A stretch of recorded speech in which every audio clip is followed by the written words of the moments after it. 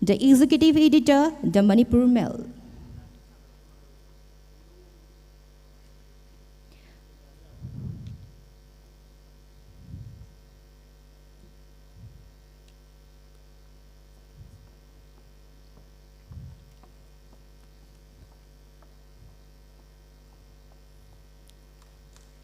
Ladies and gentlemen, we are felicitating our speaker, Dr. Angomcha Bimol Akoijam. Thank you to the volunteers of Manipur University. Now, to set the tones for today's program, may I invite our Sri Ningthoukhongam Suraj Singh, ex-president of Manipur University 2024-2025 and caretaker of Manipur University Students' Union to give a welcome address. Mr. Ningthoukhongam, please.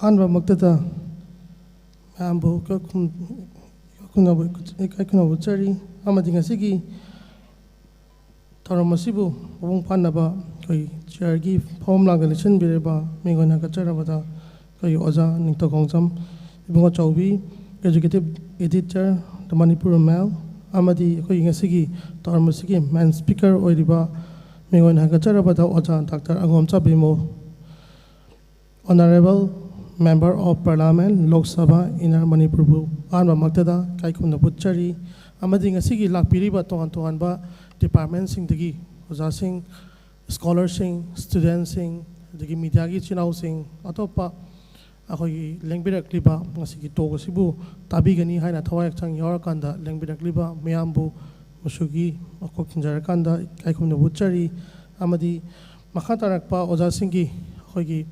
Auditorium loiba phoba ngasiki program asi fajana yaubira kanda akogi ngasiki PUCL'S Tribunal report asigi on Manipur crisis hariba koi ngasiki osasingna kangbi gedriba si akoi fajana marik chuma phom sing asi akoi punna tamina rakanda akoi puning ngasing oiba wakhalon mayama sidagi koi crafts to bangam na hokna ba akoi mayam punna saru yamina si ha phom phone thamjar kanda ngasiki timbirek liba mayambu amuk kahana ikai khunna ba chari.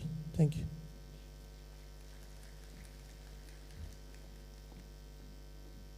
Thank you so much, Ningthoukhongam Suraj Singh. Now, it's my privilege to invite Wangam Akra's outgoing research scholar representative, Musu 2024-2025, and the research scholar Department of Histories to give a keynote address.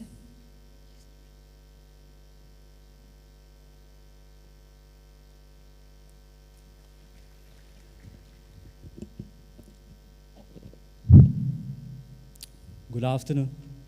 Respected chair of today's talk, Sri Ningthoukhongam Ibungochoubi, Executive Editor, the Manipur Mail. Respected speaker of today's talk, Dr. Angomcha Bimol Akoijam, Honorable Member of Parliament, Lok Sabha, in Manipur.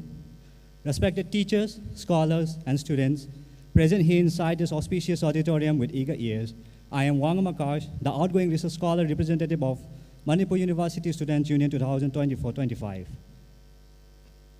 Based in New Delhi, the People's Union for Civil Liberties, PUCL, is one of India's largest human rights organizations. It was formed in 1976 by socialist leader Jayaprakash Narayan, along with Sri Krishnakant and Sri B.M. Tarkunde and many other individuals, as the People's Union for Civil Liberties and Democratic Rights, PUCL-DR. Jayaprakash Narayan originally intended PUCL to be an organization free from political ideologies, bringing those concerned about defending civil liberties and human rights from different backgrounds onto a common platform. The PUCL work with advocates, activists, and people from various backgrounds across India to defend human rights enshrined in the Indian Constitution.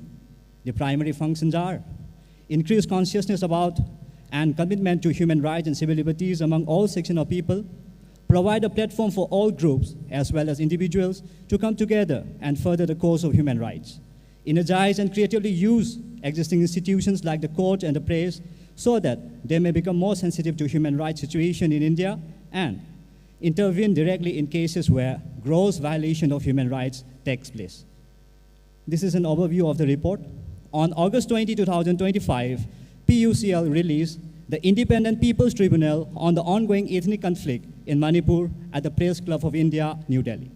The extensive 694-page report was prepared by a tribunal chaired by former Supreme Court Justice Kurian Joseph, and it included a jury of judges, human rights activists, academics, and social scientists from across India. It rose from a collective input, including testimonies from over 150 survivors of the ethnic conflict, group discussions, and written submission reflecting a diverse experience from across Manipur. Today, I want to highlight a key aspect of this report, not to spread despair, but to ignite a collective demand for truth, justice, and healing, not from the conflict, but from the report and the PUCL at large. First, let me be clear. The tribunal concludes plainly that the violence, which began on May 3, 2023, was not spontaneous. It was planned, ethnically targeted, and enabled by systematic failure of the state. What unfolded was not a sudden outburst. It was a result of a simmering tension, polarizing narratives, and a dangerous failure of leadership.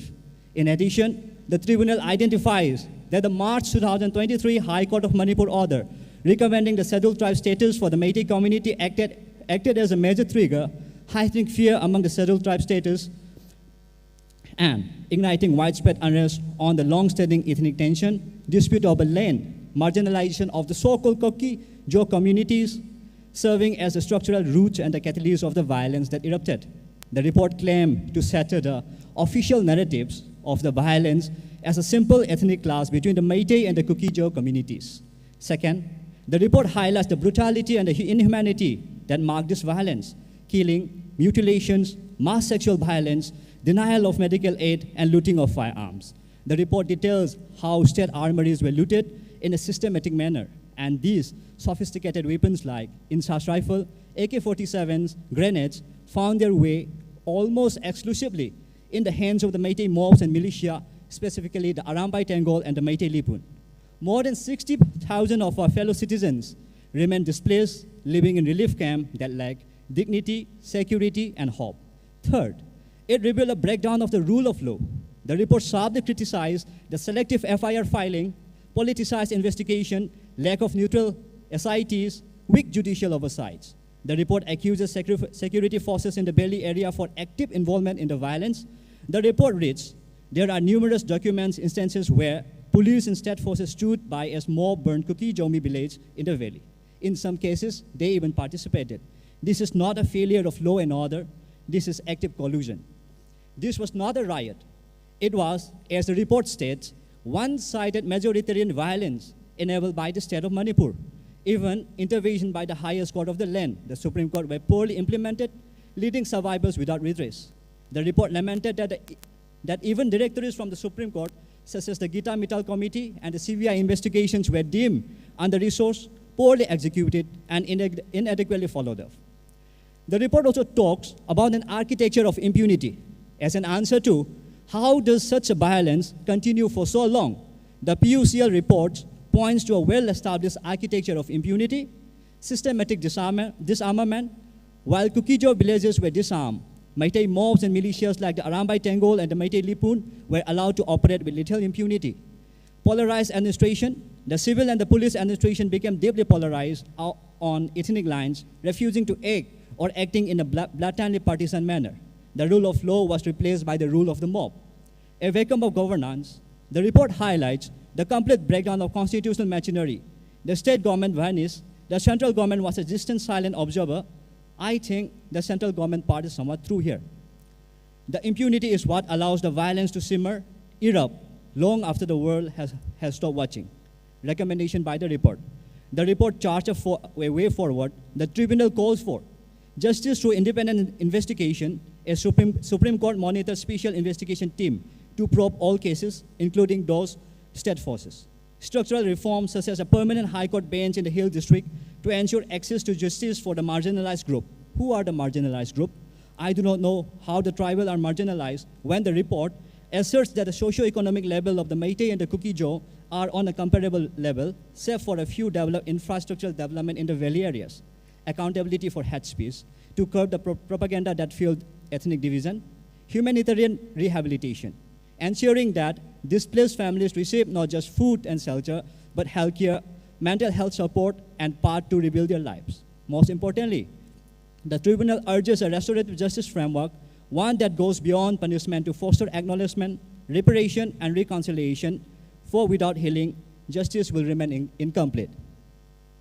Haribasing asi huziki report to the mentioned amoina pikat pirakpa moi huziki report to the yawasing tuni adubo ngasi Manipur University Students Union 2024-25 ka Research Club Manipur University gana pullaga sinjariba a talk on PUCL's Tribunal report on the Manipur crisis haibasida report to gi manungda macha khaina lanba fake oina consider to yadaba point mayam ama yawbadu ngasi akhoi oja speaker akhoi mayam gi oja bimol na akhoi gi mit mamang da thambiraga report adu kadai da kayamuk yamna lanbage kayamuk yamna chumbage habada akhoi punna khana nena bagi tanja adu lominasi mayam loiba bo saruk yaminasi haijaraga loisinjari. Thank you.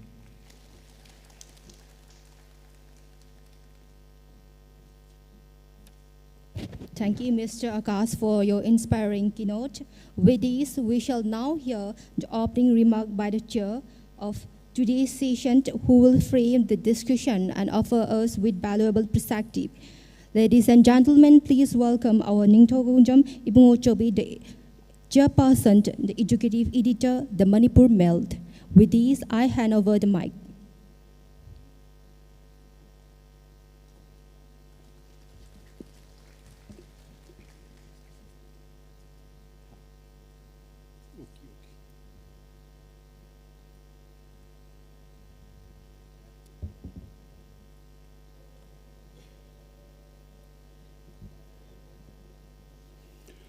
A very good afternoon.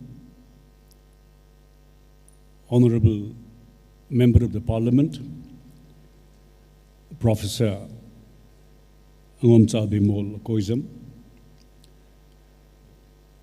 all the students who are gathered here for this very special meeting, special guests.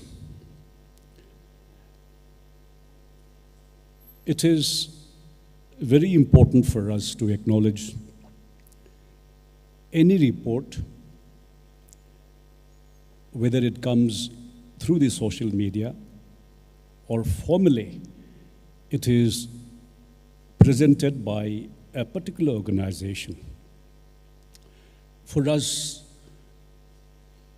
who grew up as a student in the late 70s and early 80s, PUCL was synonymous, or still is synonymous, as the protector of human rights.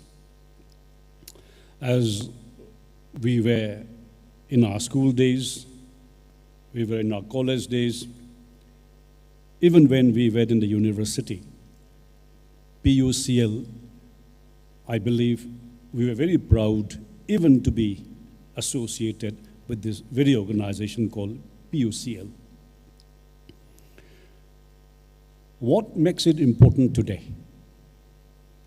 In the very context of what has happened in Manipur 2 years ago, and still, if there is a lull, whether that could be construed as peace, or whether this is some kind of a compulsion that we are compelled to live with. As a journalist, we have been a part of a process of reporting what has been happening in different parts of our country. Whether it is Manipur, Nagaland, Assam, particularly Nagaland, Manipur, and Assam, of course, some part of Tripura then, when armed conflicts began in its full swing. We read, we reported, and in fact, we were a part of that life cycle in the late 70s and mid-80s. Professor Bimol, I think, was also, as I can recollect, was a very active young student then, even when I was in the University of Delhi.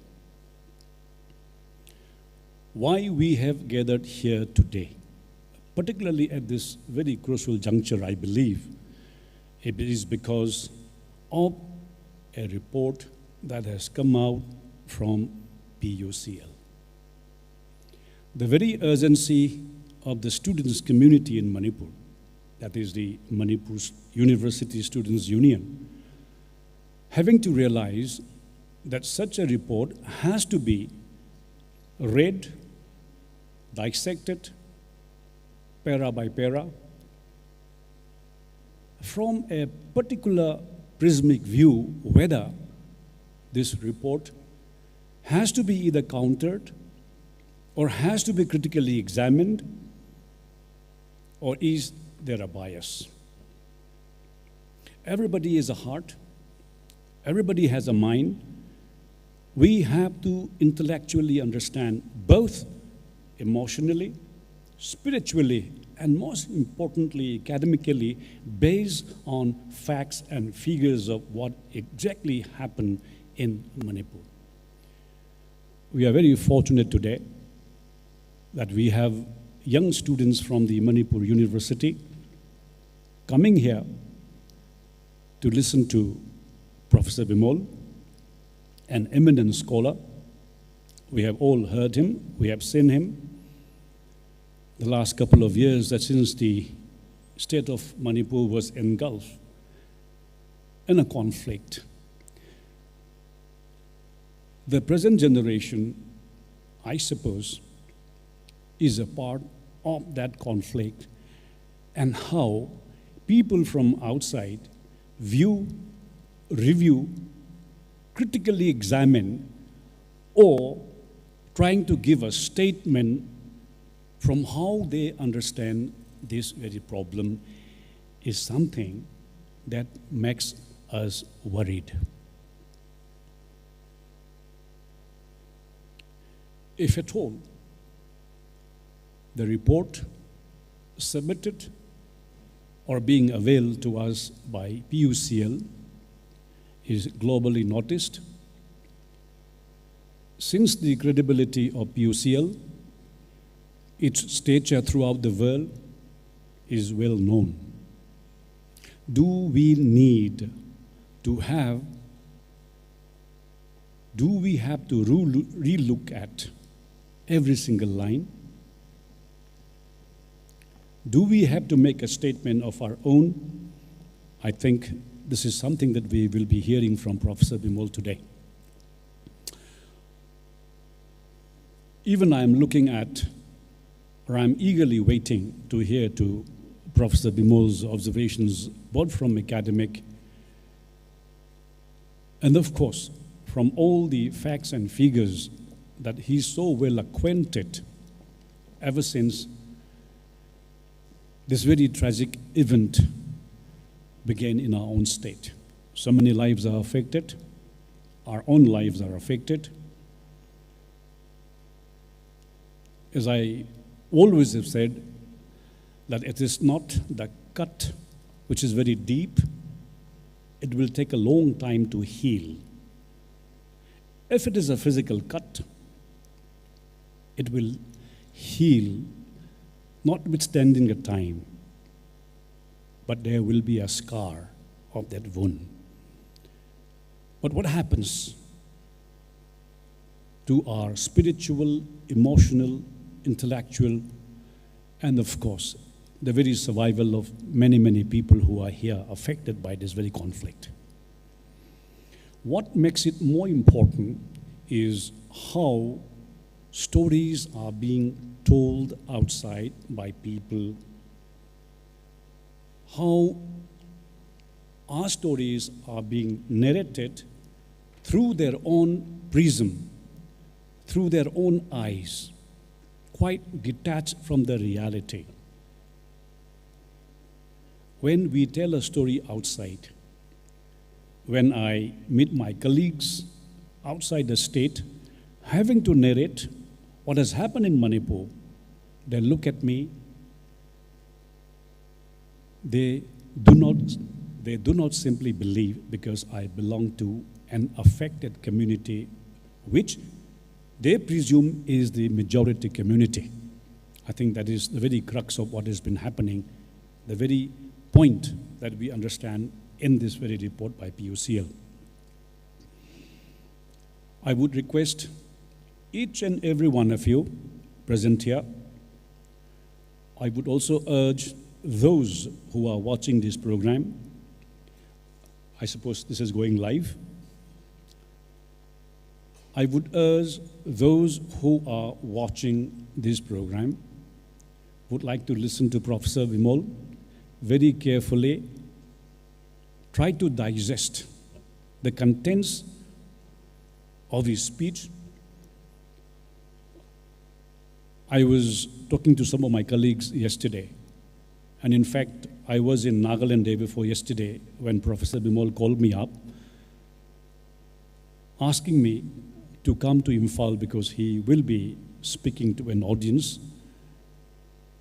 I was very honored by his call, saying that I should be chairing a session, though I don't think I do not deserve that very chair.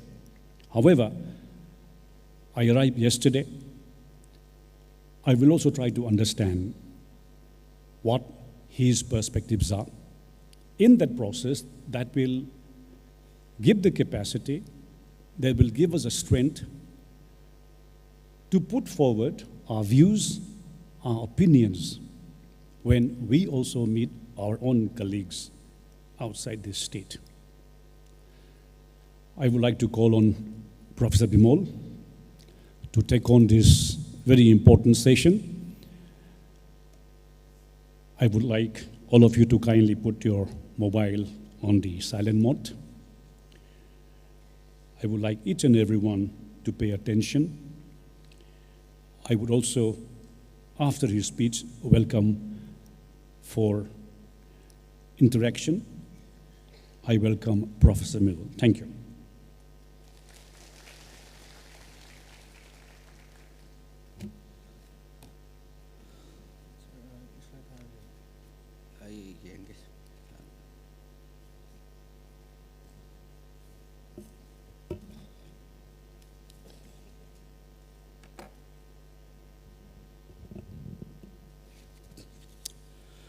First of all, thank you, Manipur University Student Union and Research Scholar Association of the University, and Angomcha for chairing the session. You must have seen in the last few days there has been commotion in our state, different kind of responses to this report by PUCL. And you may take this as a part of that response to this report. For today, I have picked up, this is my response, a little detailed. You must have also sensed that I've written a letter to the PUCL, and they have also responded yesterday, and I'll be replying back today. And this is the first of a series of lectures that I intend to do across the country regarding the PUCL report. The purpose of today's address may differ a little bit from what I intend to do in metropolitan cities, including Delhi. So today, as I'm addressing my own people here, I'll be speaking part of my speech in Manipuri. And those who are watching, I know many people are eager to see, especially these controversies that have happened on this report. Especially, I must begin by saying that I thank PUCL for replying to my letter, and I am ready to accept. I intend to invite them, not only here in Manipur, but also in other places, next time when I have this kind of a public engagement. Because whatever is written is in the public domain, and it must also be responded publicly, not through private communication. So what I intend to do today is, if PUCL report is a text, then we need to set up a context to understand it. I often give this example, the relationship between, if you try to understand, I mean, this is something that I often give. If you want to understand Kathakali dance and the movement of the eye as the text of performance, that is something that you are interested to decipher, then you need the face of the performer, you need the mask, you need the costume of the performer, and the characters. All of them are required to comprehend the expression in the eye. If you remove these contexts, the costumes, the face, the mask, and if you leave only the eye, you will not be able to understand fully what this expression in that eye means. So that is the relationship between text and context. The text is something that we are trying to understand, and the context is required to comprehend that text. So first of all, you need to understand, as Auditorium has already flagged up, PUCL is a very respected organization and very influential organizations, and they have been defending human rights, including questions on Manipur's experience vis-a-vis with APSPA and so on. Many of the members, I know them personally, and that is one of the reasons why I feel all the more disturbed. If it is anybody else who have written such kind of a report, I would not have bothered to respond. It's like the trolls on my social media. I don't normally respond to them. It's not important. But what I've decided to respond is for two reasons.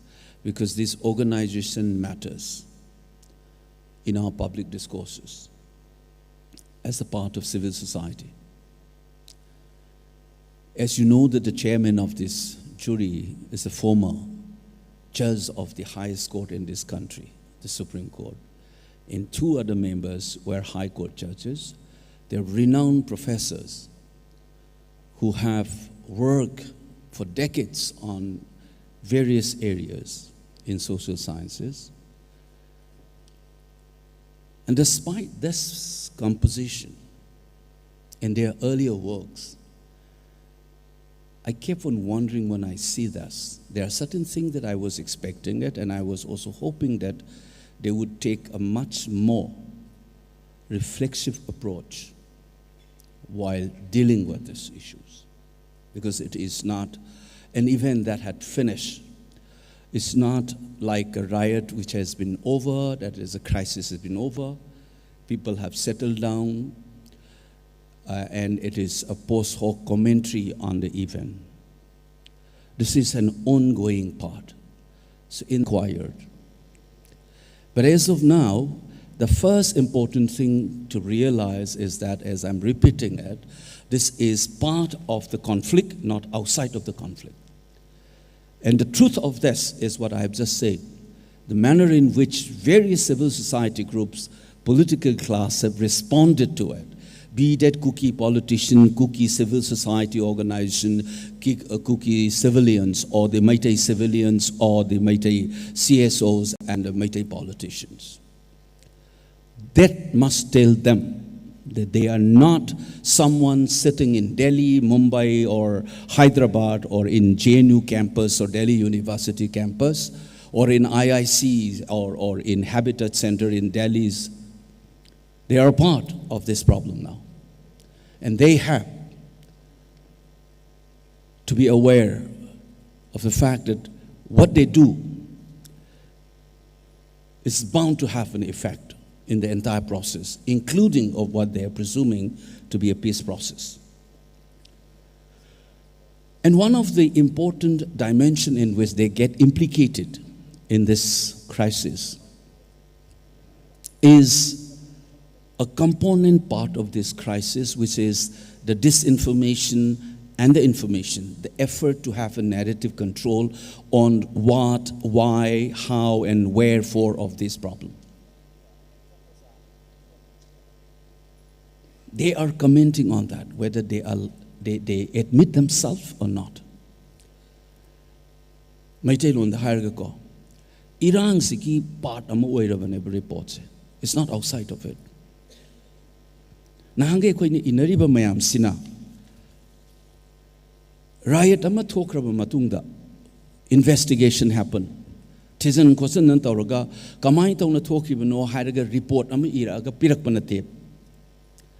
Sigi report iriba self-share akoigi thoiba crisis sigi part ama oirabane. They may not be cookies or they may not be Meiteis. They may be a Bihari, they may be a Maharashtrian, they may be a Tamil or anybody, but they are part of the problem now. Sigi problem si kamai oira no hairagati. Thoiba Iran siga yamne important of a component ama yauri sikaino the information war ne. Narrative ama kanna tawre hek hawbada gine. Iran sik kanana kamaina tawdana karamba kanda kamaina thole ino haibagi contestation ama laabane. Which have allowed the conflict to linger on. Highly but narrative control to none of Hon'ble, Iran is a mind or no Hinamasigi, lean about Hon'ble, Maraks, the Muj Yaksal Avenue was it. They've also jumped into the bandwagon of this narrative war. Maduna Neba, first thing, they are ethically implicated in our crisis. What they speak, if the hatred continues, they will be responsible. If they are able to craft the peace process, they will also be impossible. Not as an outsider or a mediator, but part of the problem. That's what the first thing that PUCL must understand what they are doing right now. And I've said, my complication, Sigi, examples again. What is the proof of this? Is the way in which the cookies and Meiteis have responded differentially to their report. They must reflect on this. Why Meiteis and cookies have responded to their report differently. That is the narrative war that has been going from day one. That's the first thing that drags me, that this report cannot be just dismissed like any other organization doing things on Manipur. Sigi matang sida. Second important part, aikoina yengba matamda. A text is produced.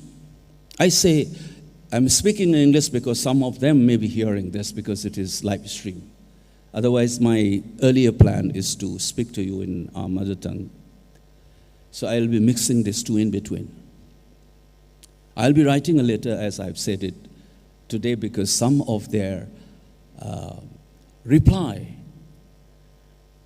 smacks of what I consider an arrogance that thinks that others is saying something, so we don't care. We will be just bullshitting.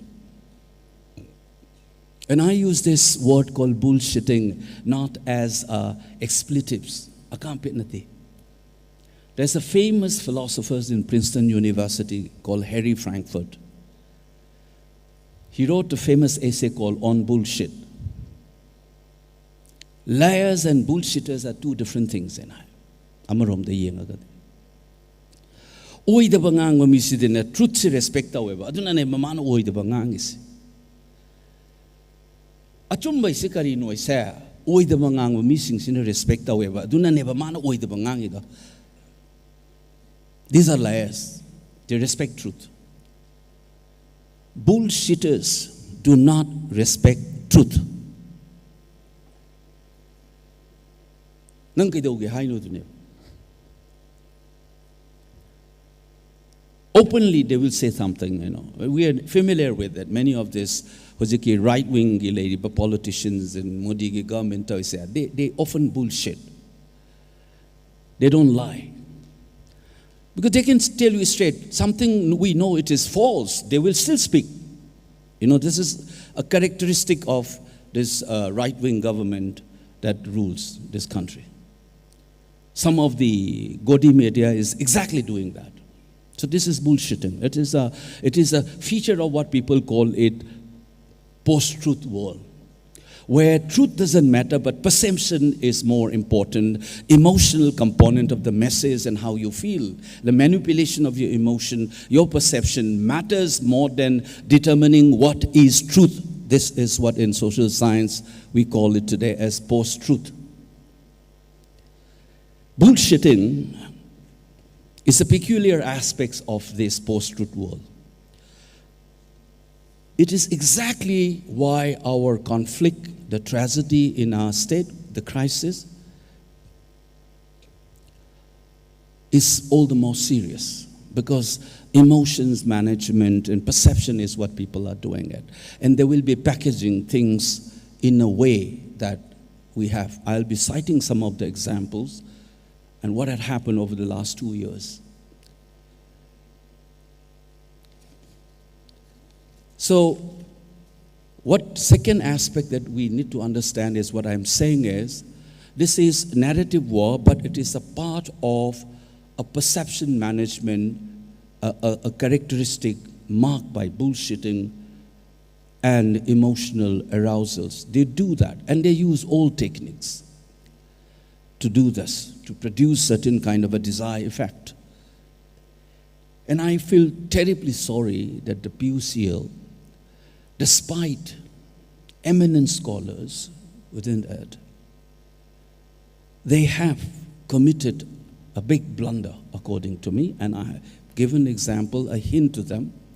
And surprisingly, they have the audacity to tell me to go through the entire report, despite having reminded them that I don't have the time to go into the specifics of the report in the letter.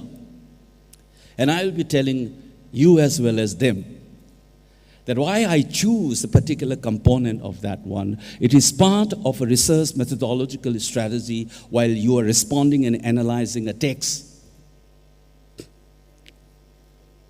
And I have reminded them for a detailed engagement of public deliberation, which they have accepted, thankfully, and I welcome that, and I'm ready to do that, and which I have already told you. This is not the first occasion I'll be doing it. I'll be following this up in other places.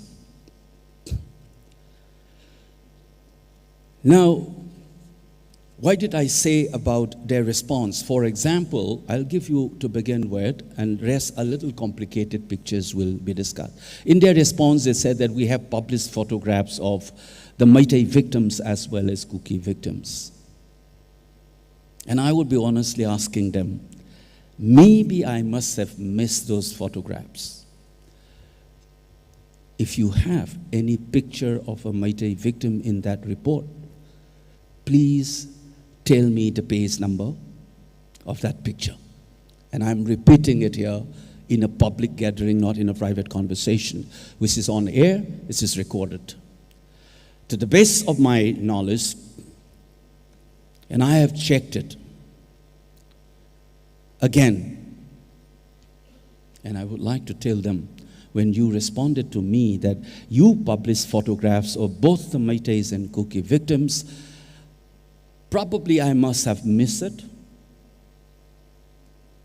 If it is so, please show it publicly, which page number and what is that photograph that you have shown of the Meitei victims. So the issue that I was raising is not about Meitei victim or Kuki victim though. Picture, there is a slightly different arguments that I was doing, which disturbs me all the more why they did it. I'll be coming back to it. So such kind of thing, to say that, when I say that there are 17 in numbers, you have shown the dead bodies, the victims of cookies in the entire report, and not a single one. And I said, thankfully, I thank you for not showing the dead bodies of Meiteis. I'll get back to you why I said that. So we need to know that this, in narrative control, this time we have a lot of bullshitting and perception management has been done. And I don't know whether you have this video, is it connected? I have given the organizers video clippings. I'll tell you one more thing here. So take, for example, in the afternoon of 3rd of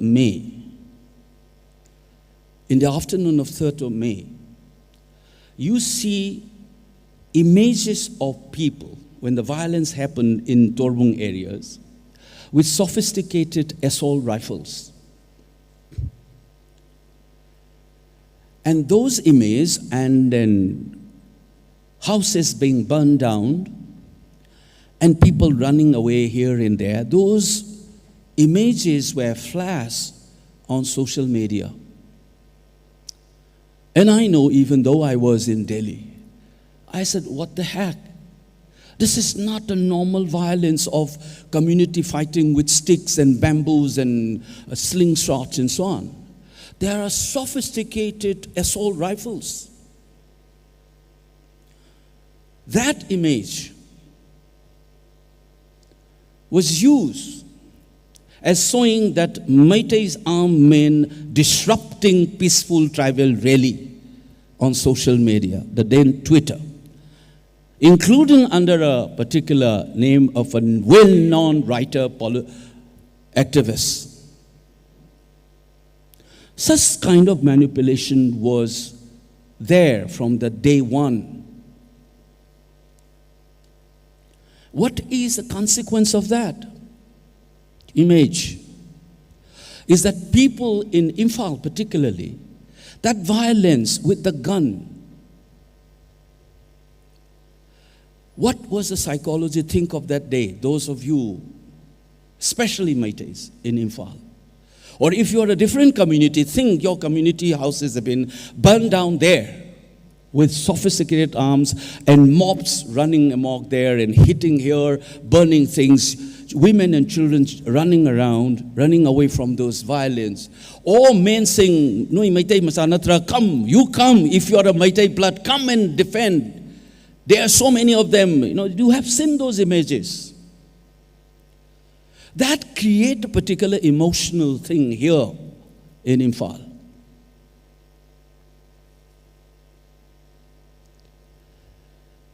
And I said, one of the first things that the government should have done, I have said this on my first interview, which was telecasted on a national level, was on 21st of May, not even a month after the crisis. In an interview that I gave to the print, I told them the government should have cracked down and made the necessary arrangement, because you should know that those images are bound to have a retaliatory violence against the other community.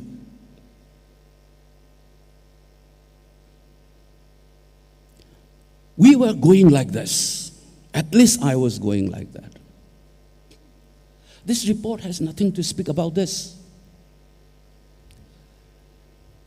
For them, it is a clear-cut violence started in Imphal and its adjoining areas, and cookie houses were burned down.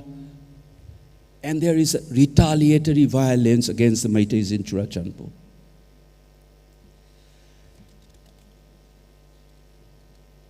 So you realize that this report, as I said, is part of that information war, whether you like it or not. So this is some of the examples. I'll go specifically to the other component of how to engage with this text. And I have already said these two important things, because you are not commenting on something outside of the crisis. Whatever you speak should also be very careful, very cautious when you respond to this text. Because if you want peace and normalcy to return and justice to prevail in our state, then your response to this particular report by PUCL, you should have a very measured way of, however as provocative this report is to you. But you should call it out in a measured fashion. And fear no. You should call a spade a spade.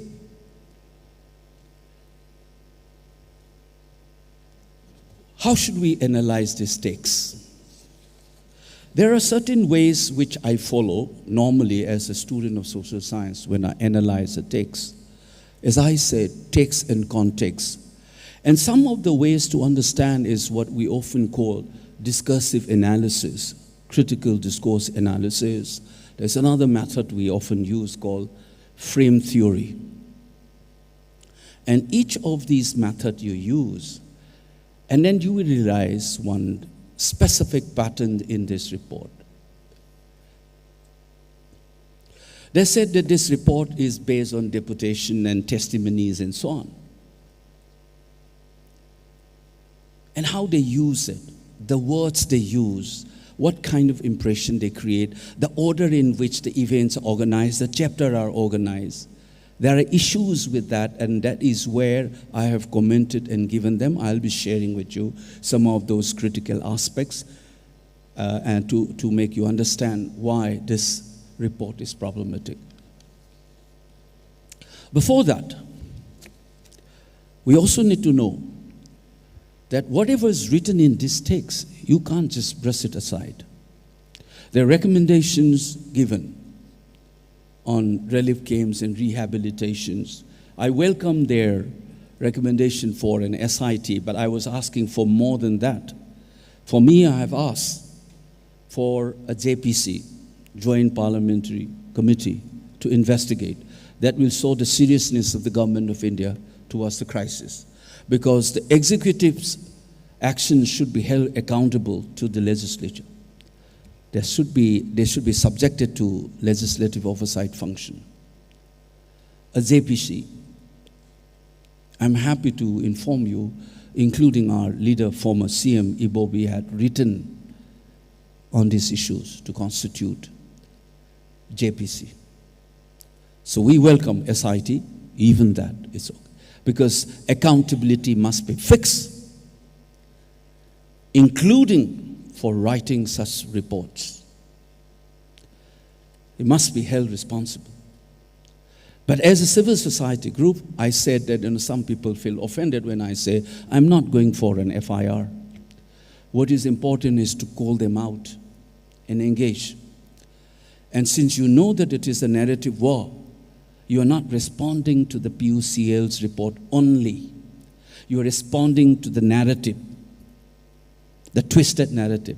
You will lose track if you concentrate on this report only and without realizing that this is part of a larger narrative game plan or a narrative process. You will be losing track. So your ideas should be very clear. You need to call them out specifically where they go wrong. And I was expecting, and I still have, that the letter yesterday gave me a sense that the fortitude, the sincerity that I was expecting may not come forth now. Because the tone and tenor of the way they wrote the letter to me tells me that they were not ready to do things. They're already set up things to speak in a particular manner. So when you use, let me explain some of these issues called, what is frame theory? When you use, in analysis, when you frame something, the interpretation and the informations acquire certain specific meaning. A famous saying that I have reminded in one of my first, I think it's my first response to this report on my social media, when I said facts do not stand on their own. Some people don't understand, but many of you, that's why I said, especially our students, research scholars here, you need to know that facts do not stand on their own. It's a famous metaphor which says facts are like sacks. Bora gumbane. Bora se matunda lepangam dedana. The sacks don't stand on its own. When you put something like rice or something, then the sack will stand up. Bora se karigumba khara hapsal matunda lepangam bado adune. Facts there, they don't stand on their own. This example you will see, those of you from history, in E.H. Carr's famous book, What is History? The facts don't stand on their own. Perspective amala akanda never fact ki magi meaning ama acquired race. Only when the facts are put within a particular perspective, then it begins to speak. And E.H. Carr famously said that facts don't speak.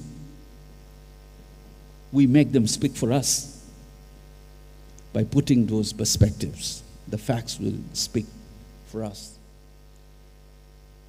So take, for example, Inglo-Kuki War, the Mai Tharame, in itself, it's a fact, but what does it mean? Maitai na Tharame akoy du usitaba intercommunity relationship ke tension na magi manung da hapsal la kanda get the may tarame, habidugi, one talk, madugi meaning the full form the lakadoine. May tarame, habidu kakti, Kaidore angang hina taram mira, swera mira. My angang is hanamaga, hurala, but tayarama can look out and taram mamale, hiragadi. It acquires a very different meaning of tire burning in that gate. It is the narrative, this is the perspective which makes the speak differently. That's what historians were saying, that's what social scientists often say. That facts don't stand on their own. It is our perspective which makes them speak. So framing is like putting a perspective. And it produces certain kind of consequences in your knowing.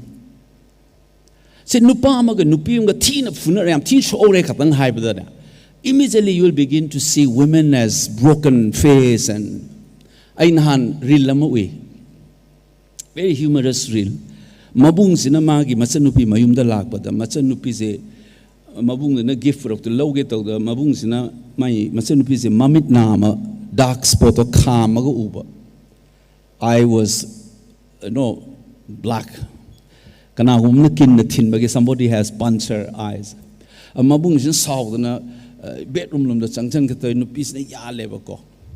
Man's housing and a magi Masen Nupa Hagadramama is the poor cinema, Tongs Semana, Hangoka, the Masenupi Nupase, Bendies, Elgam High Po, Magalera Manunga.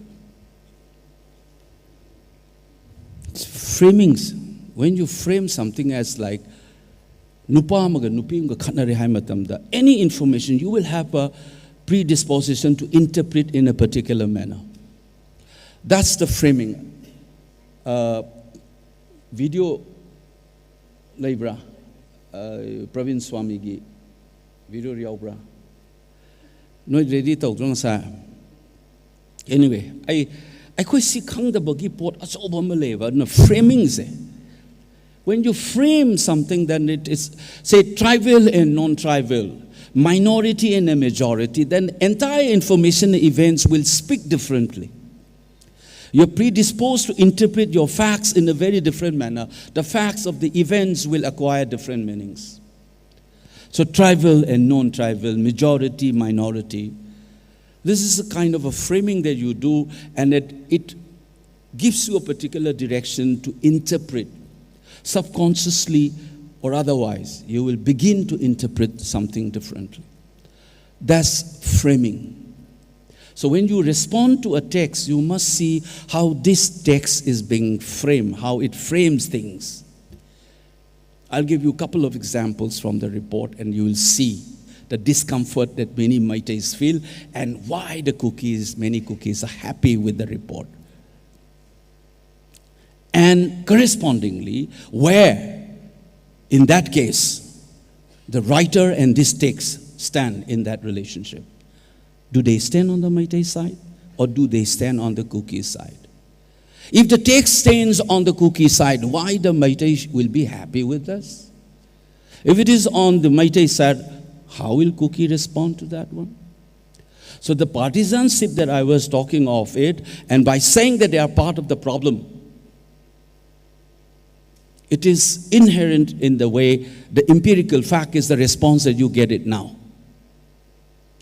If it has taken within court a neutral positions and trying to put certain facts and figures up front, then you will have a very different things.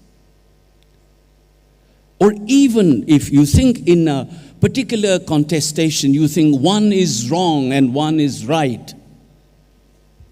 In a conflict situation, how do you go about dealing with that? That's a huge responsibility. I am not saying that neutral doesn't mean that in reality there's somebody is being done wrong too. You can't be neutral in that sense.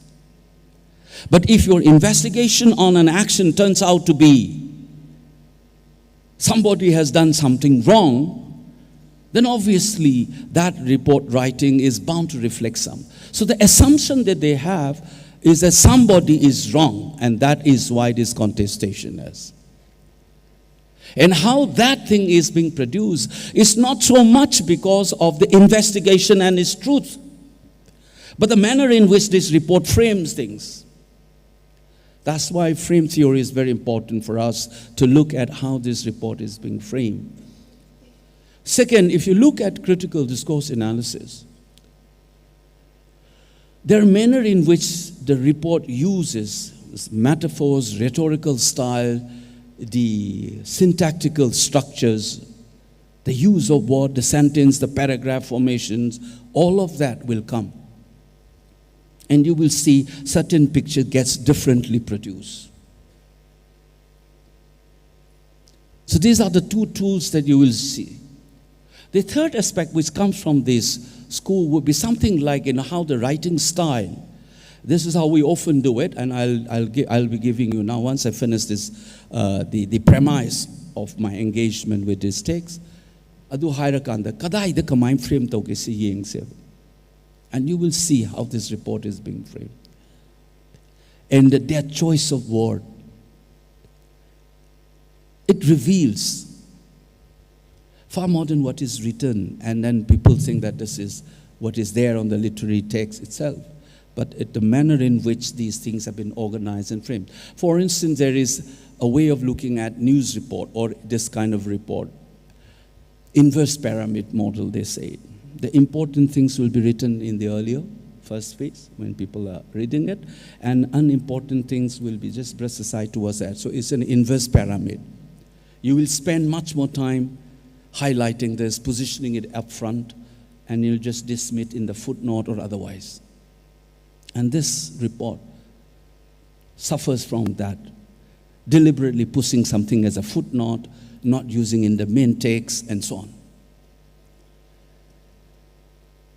The other one is the eagerness, the biases comes from when you use certain materials without even understanding what that material is. And you will be shocked to know this. I'm pretty sure that they may not even understand. Because there is a picture of a social media comment, and they describe it as anti-cookie, without realizing that that particular comment, we don't know who's it. After all, in social media, we don't know who's it. But from the content, when you read, that particular comment is saying that Meitei should stop taking cookies as poppy planters and drug dealers and or illegal immigrants. And I am saying this as a Kongsai Macha Ama Oina. As a Kongsai cookie, I'm saying that do not do this kind of a communal taking of cookies as poppy planters and illegal immigrants. The comment says. And it goes on to say that, yes, I'm a cookie, but I'm ready for NRC. But Zabro Haima, are you ready to include Meitei Pangal and Meitei from Bangladesh when you do NRC? It was presented in this paper as a report as a C. It was presented in this paper as a report as a C. For example, this is an anti-cookie sentiment. Do you really think that that was an anti-cookie sentiment? Or a cookie throwing off a challenge to the others and appealing them, don't act like a hero on social network by branding us illegal immigrants and such. Will these judges and professors and others, I wonder, how come they make such kind of a blunder? You have taught in universities for decades, supervising students. You do not even know how to check this, which is written in Manipuri. You should have taken help from someone to understand what is the content of that. Simply there is a word cookie there. You think that anything cookie, then it's the anti-cookie. Because it was a response to, within quote, Meitei revivalist radical group. So anybody who responded, them must be anti-cookie. Without even bothering to check what is that comment, they publish in their report it as a comment that shows anti-cookie sentiments. That is the kind of blunder that people do. You're so obsessed with a particular way of saying things. So if you look, this is a very exhaustive paper. You might be threatened, 694 pages. And if you read the way a social science students like me will read, you will take more time. So what I do is I have a cust reading first, second that I go on and I started deciphering. Third, I check with my research assistant again, is this right? Is this okay? Remember that part, what did they say there? So we have a brainstorming and discussions and you write it. It will be very threatening for us. And without realizing these, that's why I said, you need to know how to engage with these texts and why. I have begun this talk today with the why part of it. That is part of it. It is part of our narrative war. And they are either creating problems and how different people have responded would mean different kinds of things to them. Now look at this. One of the ways when you use these things, the different kinds of framing, I'll give you one example when they said the crux of this report, there is 4 parallel things they have talked about.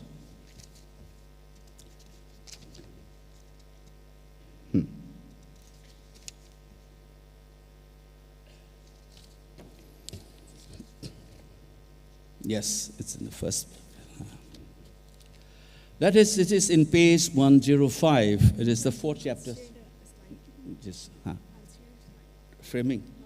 Okay. No. Do you have that Praveen Swami's video? Play that one. I want to show not from this report how framing is done. Once I shared this on my social network once. Akoi missing the masibu uram gidrene sumain to race boy na tagalorga isai now sa larik pau larik tamama thok tai haro kangbu no masidai da chairak po akampe ngango to give video mate mod ke India gi afau analysis ni strategic analysis afau ai framing se moina to se kamai to gi ngoba kaino ma hype without saying it somebody can say meaning se hide na kaino mo hype se framing na kamai produce to ge se yengoba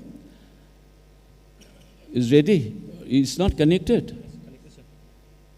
Music film the later, bro. I'm udresida. World Cup talk later, no sir.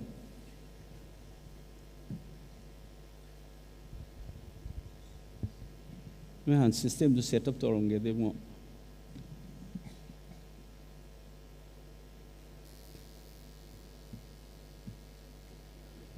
Framing, this is one example of how subtle way of picking up and organizing materials. Even ma'am, se kamai karam framing the organizer or meanings is why I draga sudum chatpayava framing se kamai shape to This is how when they write newspapers or articles, you do that often. Yadrabo.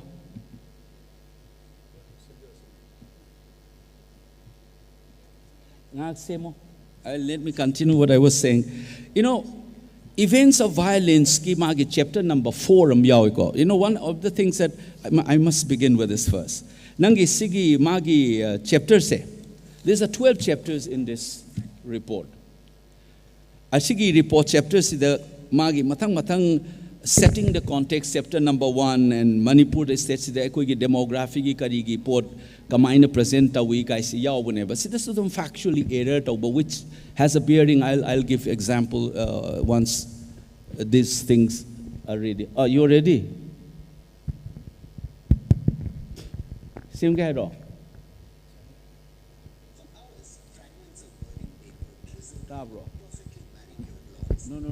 you can't hear. Covering the grass with the ashes of centuries. Asinang microphone do ya bro? Yeah, ina. Adu din nang kado wino ta do magi laptop ki thamam do thamu ya dro. Hours, fragments of burning paper drizzled on perfectly manicured. Nang site ta thame do na ni. In Imphal, covering the grass with the ashes of centuries of learning and literature. For hours, fragments of burning paper. See, bus thabagi event am tawgedana bus selalanin tawbagi do adu kandai da print ki kenoni adai da work tawne mase maming am tin chatpa strategic analysis the India gi mase influential am nu paneba magi program ne magi se March in adai dani 2024 male in kanbada ar magi framing se kamai horoki em maboko ai maitai ron da hana hayoge sigi my sound clear oi mane ma hain sineba sigi April sida sahi kharagi mamang da governor gi fasagraba loan do lampak tu da che chak pagi mayam tai sineba ufun olaga koi gi kariba koi gi kaurisingo koi gi che chak pe le mo se kangoi ka Nangoi mayam parga governor ki loan se mothalle kari kino da radical maitai kangbu kharana library mai thabadagi larik mayam mangan gare sigi same April sida adu matam du mangi du larik ni du same mai duna mai admaina sakhi du di larik khaktani mangi ba du huji khanda ke April sida tawri chi mi oi boina siri ne sigi mai chak pada aduna matam du su kaim taugi de fa gi de du huji su adun kam ajum taugna leisineba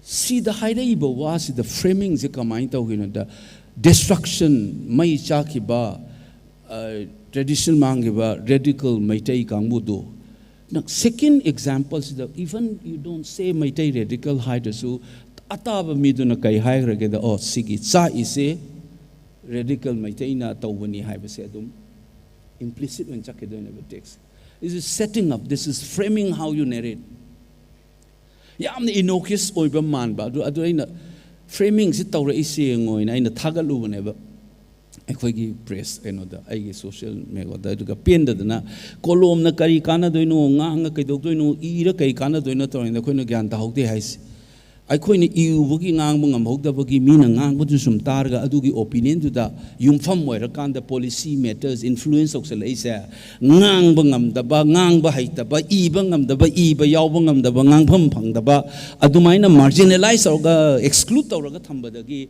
akhoi na ngang bangam hokda bane ba se feminist na su haidana akhoi gi feminist na su haiba wane ba se akhoi ge dagi loilam gi makhada leiba mina su haiba akhoi se khatu thamamni na colonizer singduna akhoi gi maram da ngang pasu in chat leire ba akhoi se kana no akhoi problem se kai noina adigi sona kan feminist na haisu nupa sing akhoi gi maram da ngang ga dum leibuna nupi si di sini moina pam si sini na tawduna dum taw leidana akhoi ngang ba leitramina moi gi dunia am dum hingre aduna ni moina kari haire anti-colonial movement natraga anti-patriarchal movement lakanda you speak otherwise you will be spoken about you write otherwise you will be written about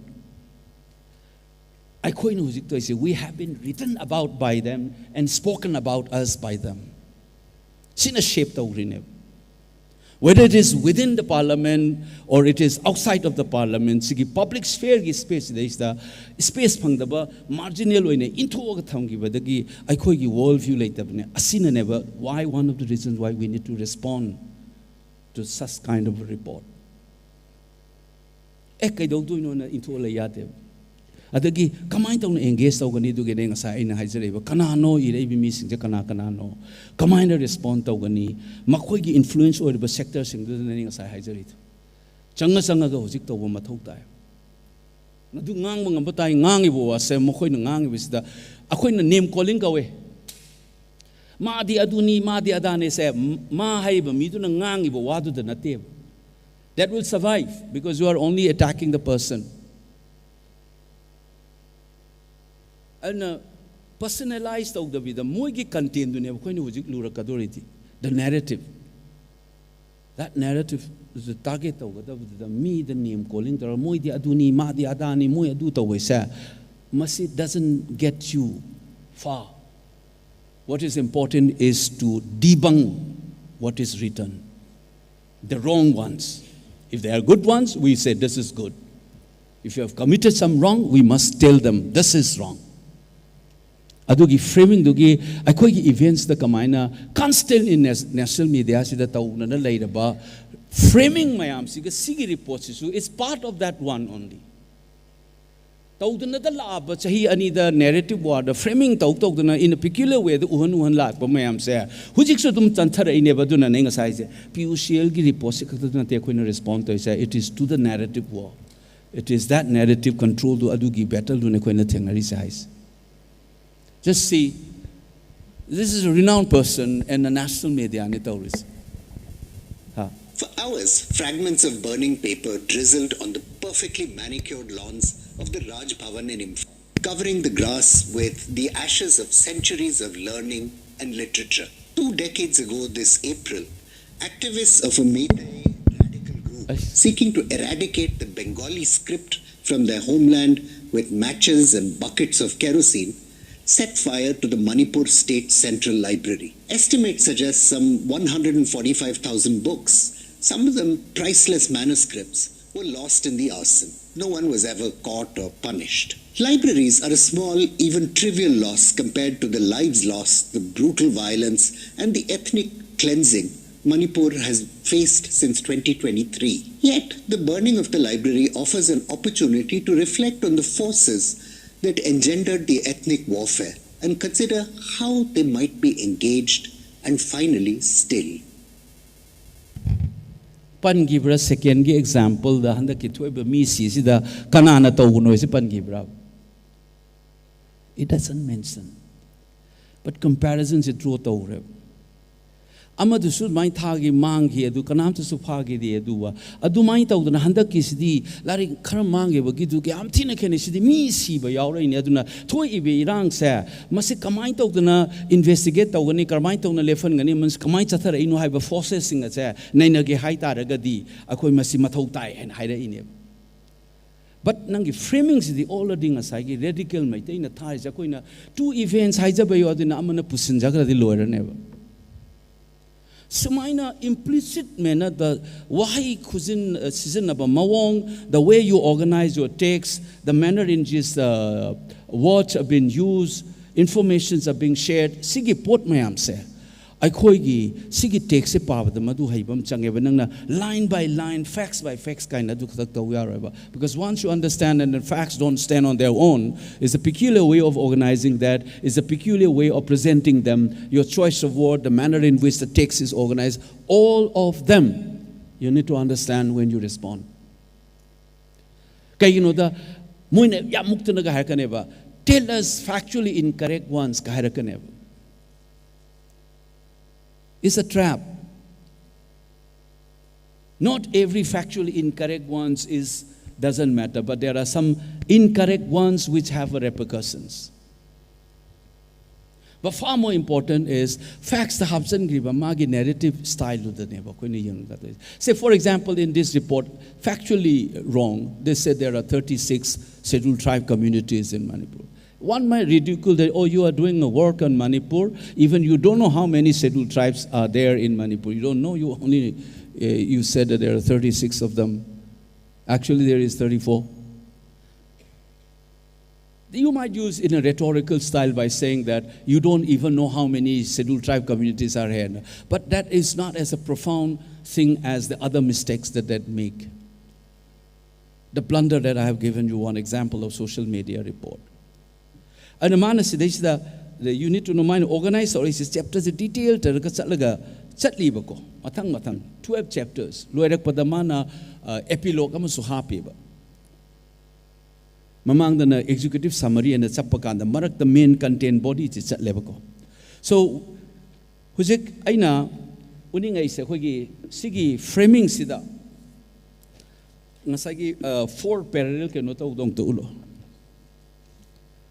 This is in page number 105. Set up to ini sa events sing je kamainan narrator ke do yeng bio.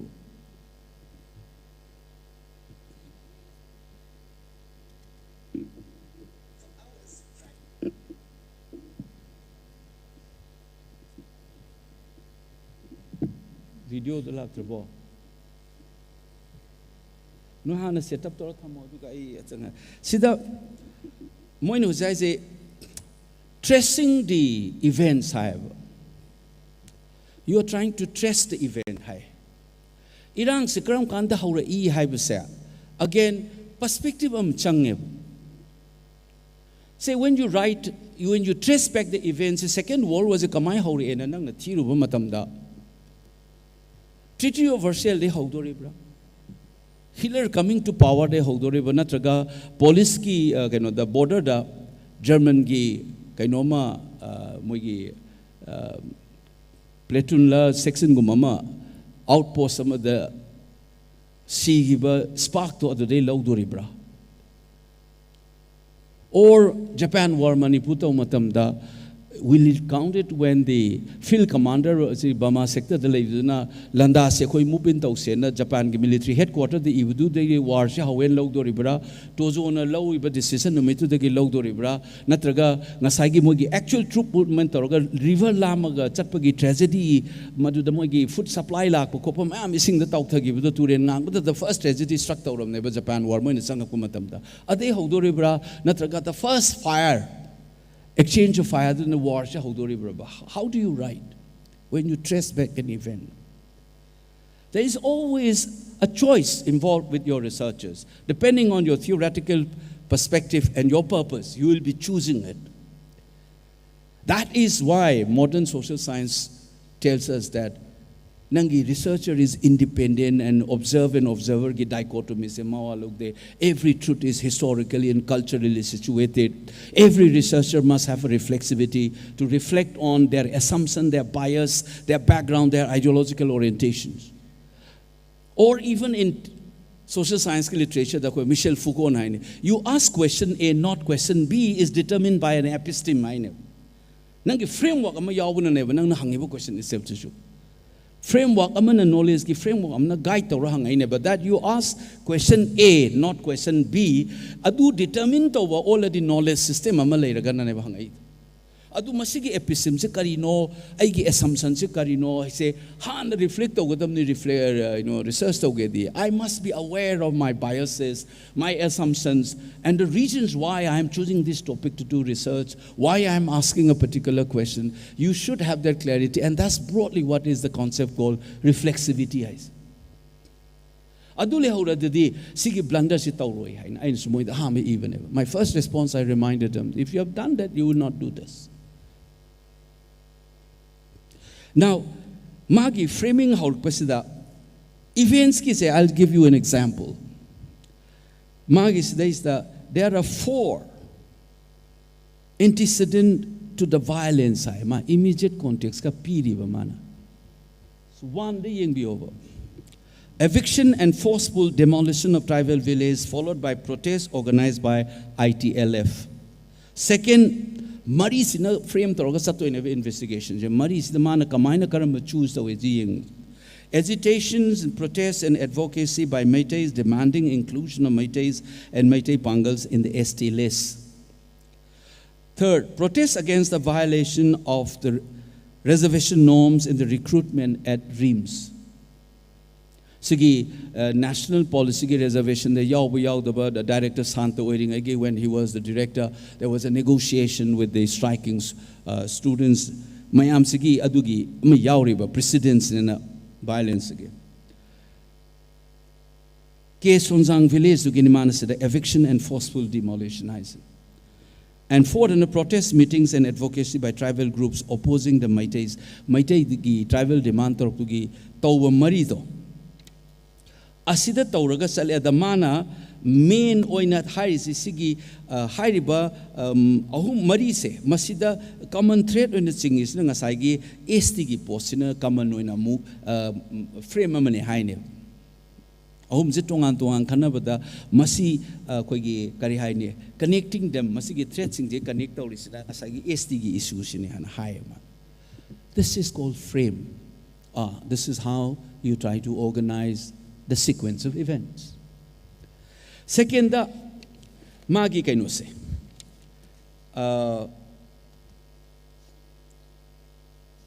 Eviction ki se. Eviction ki matang se maung ye da. Ke Sonzang village ki agitation mang asai first palli basi ki narrative se haurakan manum sizu mok frame mong thang aga yeng ane independent of that frame yeng mana kari haisida. Reports in page 107 karimu igeda This incident must be understood in the context of the allegation that there is increasing illegal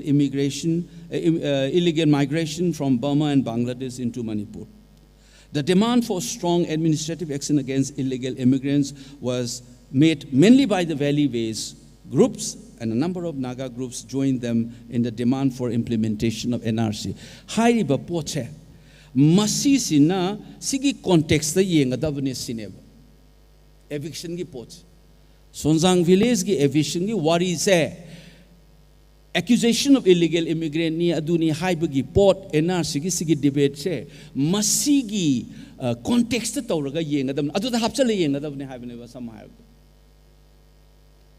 Adagi tholak panebasidagi. Noini illegal ni haina accusation tauraga victimize tauna banoina moi tanthokna bohona banena ne ureis. Now supposing if I position the eviction in case Sonzang village, instead of this frame, if I use masi akoi ki revenue department ka forest ka department ka da official kharana mathong manam chadabadagi forest ki area the revenue pisal lamba dak chitha pisal lamba khopagi government na chief secretary na circular lay chief secretary na taurga chairman oiraga committee ma sema kanda revenue department ka forest department ki anisi ki chamam na base kong na ba confusion between forest department and the revenue department in order to resolve that thing at the committee sema kanda survey taurakanda chumthok na bohona rakpagi part amani na chalurakanda di nasai ki Sonzang village ki evictions it acquires a very different meaning kamaina page sineba. This is what the importance of framing is. What they have said clearly in 107 is that the eviction of Sonzang village must be understood in the context of the allegation of illegal migration. Karigumba, if we choose to look at this event called the eviction process in Sonzang village, under a broader confusion between the forest department and revenue department, because some of the protected forests and reserve forests are dark chitapisan, and I know the revenue department has, because of some corrupt official, have done something. So they are trying to clarify it's not specific to Sonzang village. It was carried out throughout the state of Manipur, especially Nasaigi reserve forest lega valley gi karigi leiba saruk se am tawebs. Now, if you read this event in Sonzang village under this framework, then you begin to realize that Kukis are not the only ones who got evicted. Meiteis also got evicted, which is a huge number. I think Kukis, in the government circular report, it says only 59 of them. I just must be having the data here. Say, out of 413 encroachers evicted, 59 encroachers were Kuki communities. Meiteis 143, Pangals 137, Nagas were 38, and Nepalis were 36. So Kuki, the victimization of Kuki narrative would have not acquired that meaning if you change the context of reading Sonzang village eviction. But is it factual or is it infactual? Sonzang village the eviction is it a fact or is it a fiction? It's a fact. But that fact don't stand on its own. If you read it as they demanded that it must be read within this allegation of illegal migration, that particular Sonzang event, Sonzang village eviction, will acquire a particular meaning.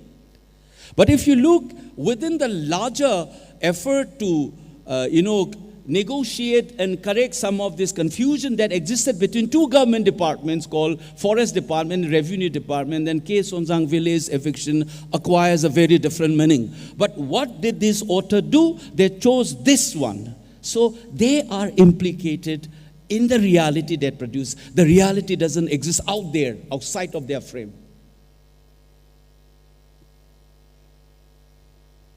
So, eviction, is it eviction a fact or fiction? Factually incorrect, or they tell us if it is factually incorrect? So, that's what I said is a trap. It's a fact that eviction happened there. But the kind of meaning that it acquires in this report would be different if you choose a different dimension to analyze this. That's how this report is. Now, strange as it seems, amada sumukari haigeda sigi port mayam se moina analyze tobada deposition testimonies of the people, newspaper report, documents by the tribal organizations, my people. Sigi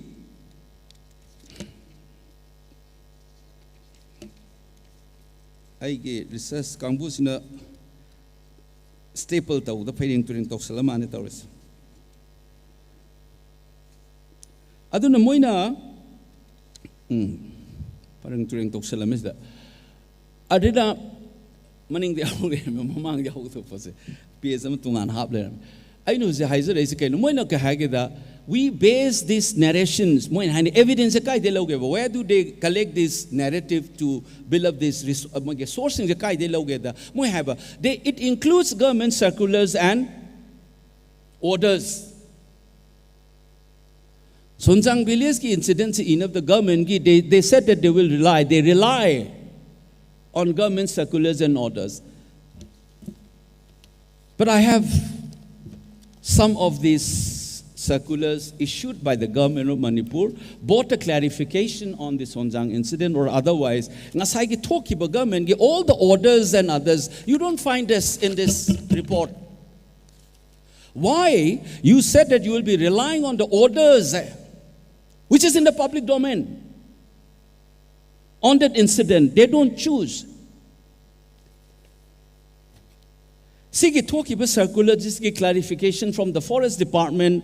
Even this was, I was told in a newspaper, you see ministers clarifying this. In government orders and circular, these official documents, they don't mention. Why? Because it doesn't fit the narrative they want to tell. Aduna neamkhan ko. Factually incorrect, if it is factually incorrect, tell us. They haven't told us. It's a trap. Sonjang incident happened. You said it happened, so I can't say it is false. It happens, but the meaning that it acquires is because of a particular framing that you have done. And so much so that despite saying in your own report that you will be using documents and orders and circulars of the government for its clarifications, why? Isn't it bias? Pick and choose. You're doing that. Now, magi ngasai victim of the tribal kaisin kadai da muktawgeda. Let me turn to the choice of the word mayamse. You will see right from the beginning when it kicks off. Ay nangarang later the moini is they don't understand. There is something called primacy effect and the recency effect. It's a well-known psychological finding. People tend to remember what was presented at the beginning and at the end. In between, you tend to forget. Human tendency is that you tend to remember what was presented to you at the beginning or at the end. The same thing happens in lecture. Aduna ne koina public speaking ai thi oza su oiraga sigi training the management so di tak pasalamin at the beginning of my career. 90s, early 90s harakpada, management the tak pasalamis. Sige si kamaina koina help tongni mingon the memory se phan ge hai tar di wa ngang manda koina sign post pi wai na taw. Koigi khabar ge article if the so koina heading pi the marakta ma heading masam hapsal is it becomes something like a new beginning. And attention just singkhatna bo honari ne. There's a technique. Ako na 1 hour speech pirakpo matamda. So now let me turn to this one. Kind high isika, you know, that you are kicking off a new beginning, so the attention of the people is drawn. Sige primacy and recency effect of the text. Mamang the reports in the said that's what people will remember more, not what you write in between.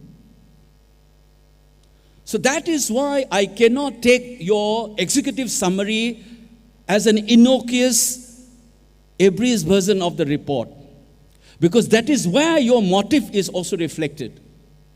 Because you know that when you write that executive summary, that's what most people will remember. In that, the kind of word they use, the way you have explained the phenomenon, is what is problematic. That's why executive summary is an important part. Don't say that, जो constitution में article number 1 से शुरू हुआ है, उसे करो. I want the like पाव है, ऐसे फजन पाव का ना मनुंगा. I मुखोई तो पी की दूधी नसाई की primacy and recency effect तो के लोकट पर नहीं मनुंग दसुने नसाई पे ऐसे नंगाना मनुंग example में हमने नसाई पे कल ऐसे ना. मोई के क्या हम साथी के the arrogance ने हारे ऐसे के नो. ओजाओ है रगा लहीर चाहिए कुंत्रा है ना तागला बमपम दूध लहीरा बा. I want the natun na mimit kui guy be get type ra noin to raise have them power be noin kari khang do no guy patronizing oi be man ma it was ani ma ngai se kai no besi sam yaro ngang mani have you we request you to read in detail. I am reading and giving you examples from within, but you must also know your motive is reflected in your executive summary, because you kicked off, you set off.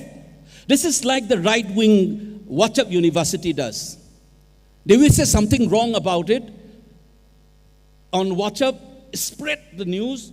The moment you try to correct it, the research have shown it. 10,000 videos, the correction 25% information. So misinformation continues, disinformation continues. You say, I vote example. When Amit Shah was giggling in one of his, leaked video, during the election, they have this disinformation campaign that Mulayam Singh Yadav ka masanupa kupang thanay. Vote katnan manak nagsala kanuda. Adi kayo Samajwadi ki machim now if Mulayam Yadav and Akhilesh Yadav slapping. Then I said, magi Walker Singh confidence mang to enable. Santu edo BJP na. It's spread out. Adugi leak video ni is still available on YouTube. Adu kaida urage to what happened? Jo karna tha, jo kaam jo karna tha, wo to kar diya na hai na. Akoy na phangada uba result to di phang, akoy na pamjaba port to di phang re na nga out na chena dra mayam se confidence mahang give di akoy tawru di hare di even if it's wrong. So that is what, even if I made wrong, what they're going to say that we are part of this game of narrative setting up. That's why Kuki are supporting us. That's why Maitais are against us. I am saying this. This is what the attitude is. If you do that. Aduna, executive summary, the Thariba Potuga, both the executive, I'll give you 1 or 2 examples of how that setting is not only in the executive summary of the report, but it is also inside the text. I just read out Ngasagi executive summary, the first 2-3 paragraphs, so you can see. You see terms like Ngasagi, what you say is Ngasai violence, Kamai Horaki, such a miracle, used or even I am seeing be over. Tribunal presents overwhelming evidence of targeted killings, destruction of homes and places of worship, sexual violence and forced displacement and blah blah. It describes the emergence of ethnic enclaves, mass looting of weapons of police armories. These are seemingly facts. These are facts. But what, how and wherefore, the sequence that you have presented. See, they used the provocative state action, ST declared, this is choice of word. The moment you said that the decision of this High Court was provocative, is it provocative to the Meiteis?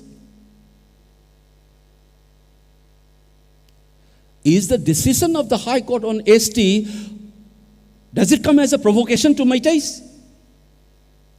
Please tell me. It is no. So the moment you have defined the judgment as provocative, you're already positioning yourself on one side. This I learned as a basic when I started my research work. You use the term secessionism. When I interview people, many of them said, why are you calling us secessionists? We are a national liberator. We're a freedom fighter. The moment you use secessionist movement, that means you're taking a particular position. You're looking from a particular dimension. So the words are not very neutral. So magi sigi seasonaiba provocative actions. Instead of saying, like there's a hardcore that leads to a tension between the two communities, then you are objectively saying something, right? But the moment you keep on using disqualifying, there are ample examples if you do that. These are sometimes we forget that these meanings doesn't make much sense. But you are already revealing your position. As I've given you example, when a feminist says something like this, who says that cooking is a sole work of the women? It can be done by the men also. Role relationship feminist. But my husband is very good. He helps me in kitchen work. The term helps. You're reproducing the old belief that this is the work of the women. Nasagi na thawda di help na teba. So when you choose a word, you produces an inherent meaning. See, the way the language is used, the sequence, there is the manner. So if you're looking for factually incorrect, again you will miss. See the choice of the word, how this report has done. And I said that is why one group in this crisis is happy with this report and another group is not happy. And they think that they are non-partisan. Now look at this. I'll give you framing I'm coming to choice of word. How the words are used.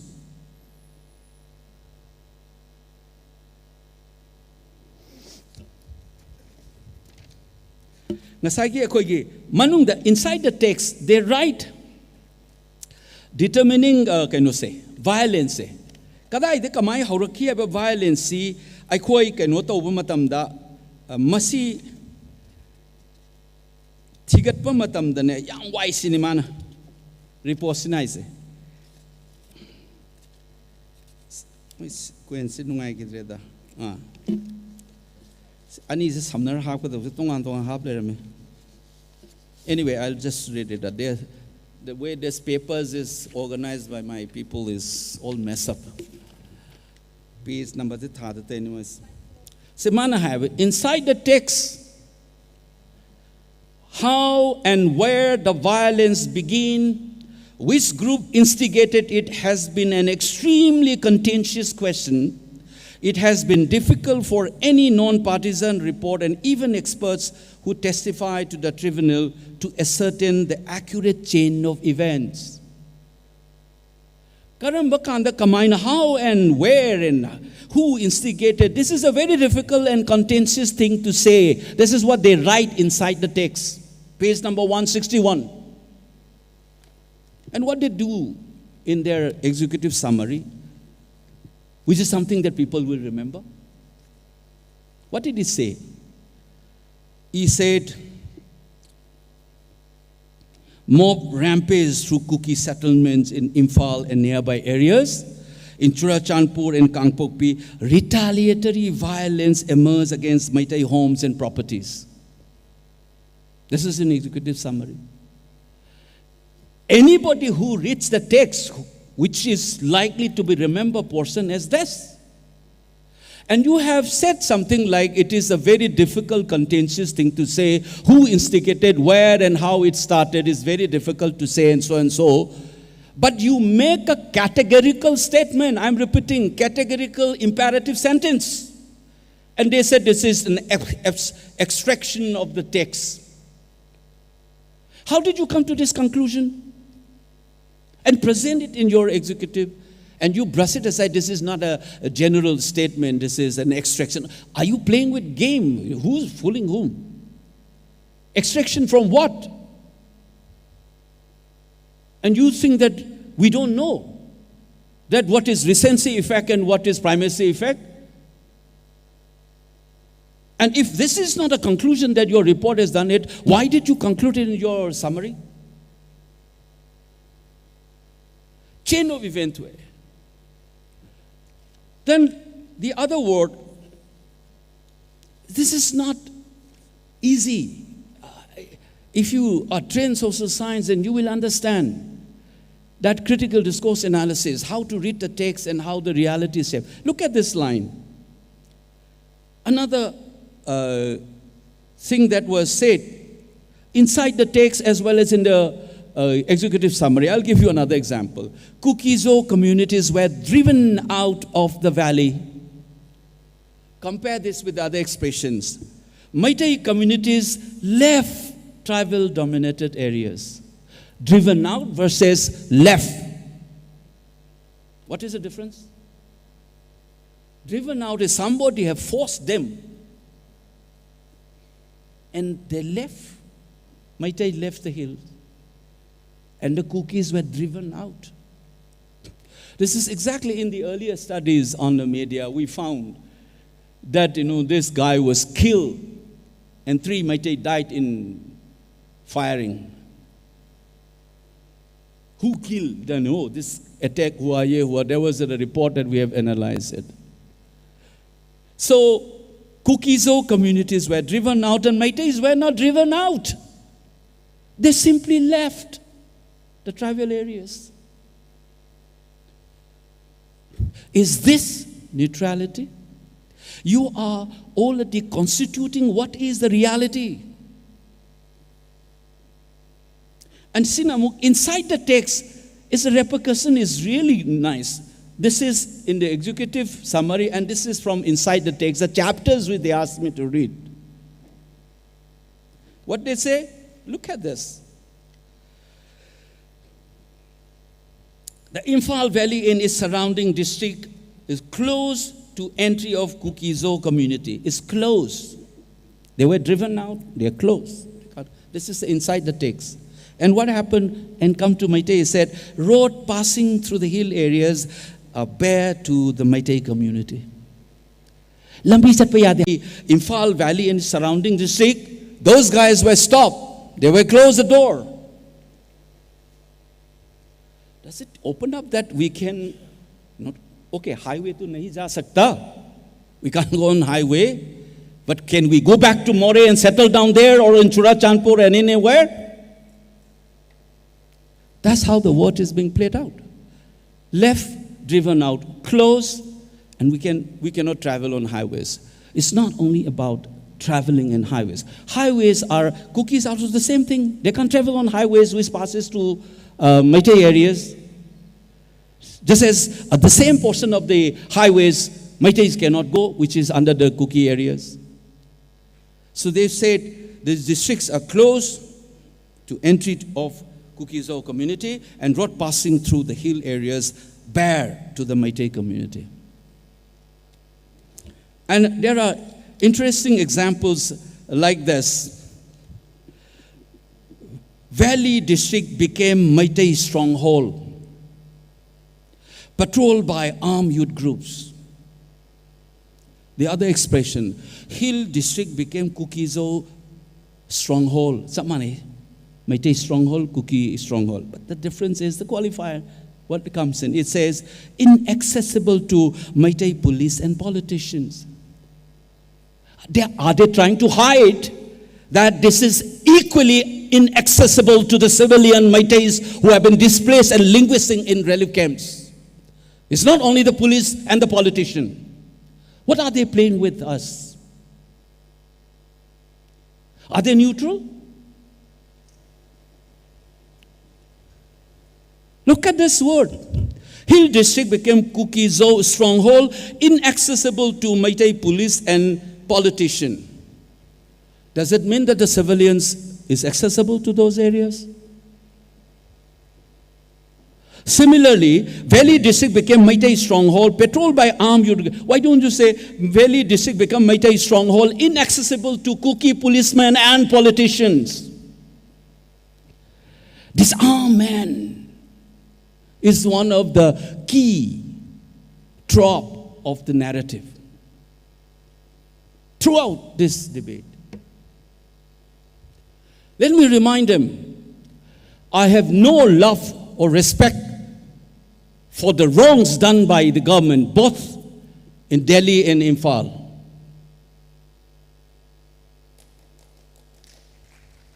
At the same time, any XYZ armed groups, be that in the valley or the hill, for me, I know whose role and what, but I will not pick and choose to blame one and the other's silence. In my assessment, I have raised the issue to them. What is the role of the Sioux in this problem? Just as you talk about these armed groups in the valley areas, there's a frequency analysis I'm not going to it. This is part of textual analysis. You can do how many words have been used and in what context, which qualifying word are used, and how the meaning is shaped. That I'm not going into the detail of the textual analysis. That's for a different engagement. I'm just giving you glimpses on when you learn to do this. So, remember that we left and only politicians and policemen are inaccessible. Of course, I didn't get access to the Phagakchoi Kai Makhale Kai Bazaar, which is also called Kangbai Bazaar. I'm a politician, so it's okay. But I'm saying that why here you turn it and in the other one you talk about armed groups. If I frame, Hill District became Kukizo strongholds with ISIS type of marksmen and armed men parading all the time in the city areas. If I say that, what happens then? These are the narrative one. I was expecting some people who are not part of the conflict here to give an objective assessment and see where things are going. Instead, they have put fire to the problem again. Now people started chasing in for or against this report, and they're enjoying.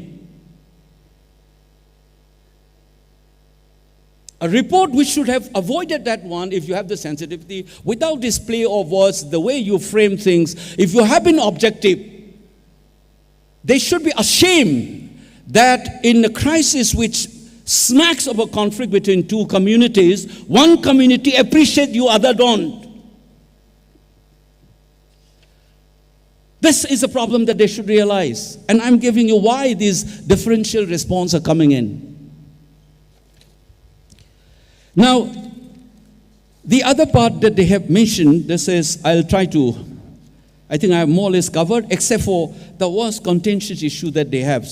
This is also a very interesting part, because they continuously produce like this. You read this report and you will see, I'm just trying to give you to, especially the research scholars and my colleagues, when we read the text and why we should be responding, what is this text position is.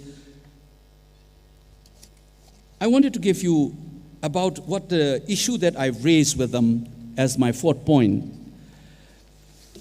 First of all, you must realize one thing.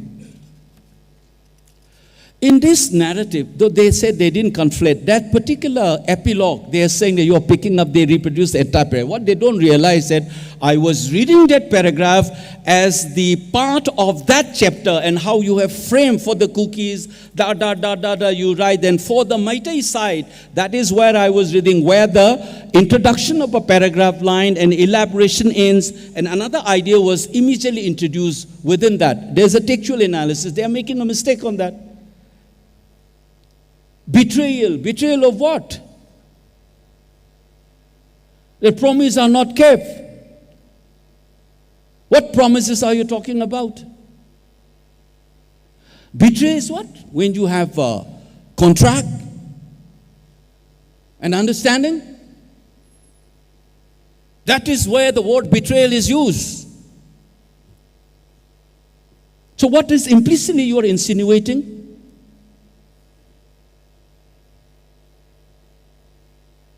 Now the last point, I raised about the use of photographs, and I told you that there is a dead bodies.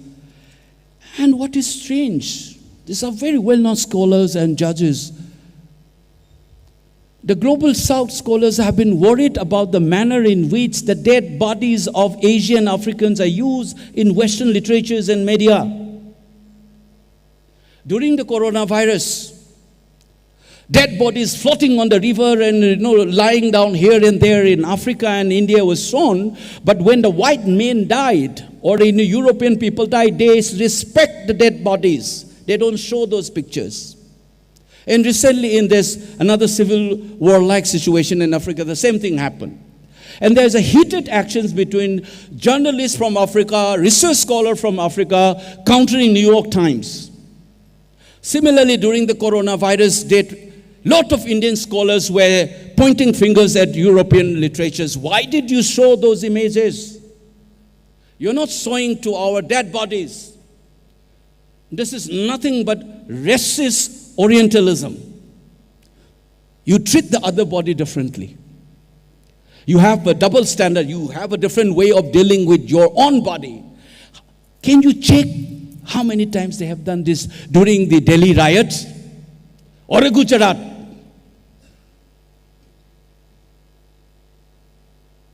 It's worth reflecting. And when the Westerners do to Indian case, you protest calling them as Orientalism and racism. And the same thing happened with us. You don't say anything. What is the response? They said, well, it is in the public domain, and some of them will use it because the family permission they gave us. I wonder whether those research scholars trained in the best of the institute in this country and abroad, from my fellow Kuki community scholars, do they agree with this kind of a display of bodies? Or is it so twisted a political motive that showing those grotesque picture is a vindication of one's own narrative? And it will generate hatred and dislike for those who committed that crime. Is it a move to reduce peace and normalcy, or inciting to sustain the hatred and anger? Do you think that those images is going to give a good feeling? And you think that by publishing those photographs, you are going to bring normalcy and peace? I must remind them this. When I was making my film, Angomcha Bimol Akoijam, in 2003, some of the images that have landed up on my desk in the editing table. One was a young boy who was shot dead, blood oozing out from his head side, dark, thick blood on a stretcher in a morgue. And another lady who was brutally raped by 2 Union's armed forces personnel in front of her disabled child. And it seems that after the rape incident, these 2 sepoys went away. I think these 2 were convicted later on, these 2 army personnel. When that picture, when the neighbor comes, and then perhaps those journalists who went there, they have a video recording of her mouth frothing. Kongon karaga tak tak tak tak nikter mayam na parang ising ay nadan taweba. She was shaken up in this frothing mouth and screaming, and that picture came up on my editing table. I was working on this film, Angomcha Bimol Akoijam, is about how Manipur and the tragedy of the armed conflict and how this violence and human rights abuses have happened. But I said no. My team members said, "Tamo, let's use it. This is what they have done. Let's use it." I said, no, I can't make that.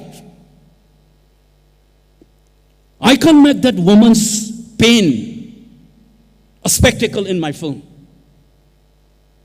If I saw this boys, what will be his implication? He's a dead boy. He's lying in silence and peace. Let him be. That's why UN protocol, Geneva Conventions, even legal parameters, human body is treated very sacredly. Habeas corpus in Article 32. If you look at the theory and political philosophy, you will know that the body is a very sacred object in law, in war protocol. We have seen in this crisis abuse of those ethos. I have reminded, I have constantly reminded, we come from a community who had written a text called China Roll. There's an ethical war. We must protect our Ipanat, Ipunat. This is much before Geneva Convention. That same etiquettes respecting the dead bodies. Now they're saying that they get the permission from this one. It is in the public domain. I'm asking, no, it's your ethical responsibility to think whether to publish or not publish. The fact that you have published that to 17 in number without any other picture. I said, thankfully you have excluded Meitei victims' picture. I thank you for this, because you respect the departed souls from my community. But still, those people who died are part of my society. Even if they are not part of my society, these are human beings. That is the ethics. Now, if you have failed yourself by saying that I choose, because the permission mil gaya, this is in public domain, will you produce it? It is absolutely unethical one. And next time, then those Indian scholars and scholars from the south who have argued about how the dead bodies have been printed, they must condemn this aspect and this lame excuse. This is exactly the way I wrote in that letter also. The same thing New York Times reported, and how many of the scholars and journalists criticized these people. And they said, that's what I said, it looks like bullshitting. To kya kar loge? We have published it. What is your intention by publishing those things? Or those who want them to be published? Selling bodies, dead or alive, to serve a cause, to strengthen a particular narrative. Is that what you are trying? This is how we are victims. This is how we've been slaughtered.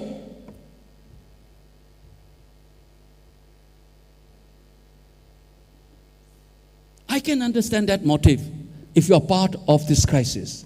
But if you are a conscientious jurist, professors, I expect them to think thousands of times before printing those things for two reasons. For not only this ethical question, but also the fact that this will fuel emotion. It will sustain those emotions. One of the things that I'm worried about our present conflict, unlike 1990s of the crisis in the hills, many of these brutal images are captured because of the smartphone. So the memory is not going to be here alone. It is going to be fossilized in these electronic gadgets. And when they popped up, there is a special challenge that we will be facing it. Memories is going to be reinvented again and again and again and again. That society has become different because of the invention of this internet and smartphone. We all know in social sciences, the society is not the only society. We don't live only in physical society, but we also exist in our virtual world, which influence our behavior and thinking. And one is thinking about how to deal with these images. You blatantly published it, and you explain it away, the ethical implication as well as how it contributes to this conflict, by saying that this is already in the public domain. What is this argument? An intimate moment shared between two lovers. Once they broke up, this particular man has uploaded that image and the girl commits suicide. Will you reproduce that video again saying that this is in the public domain? Will you?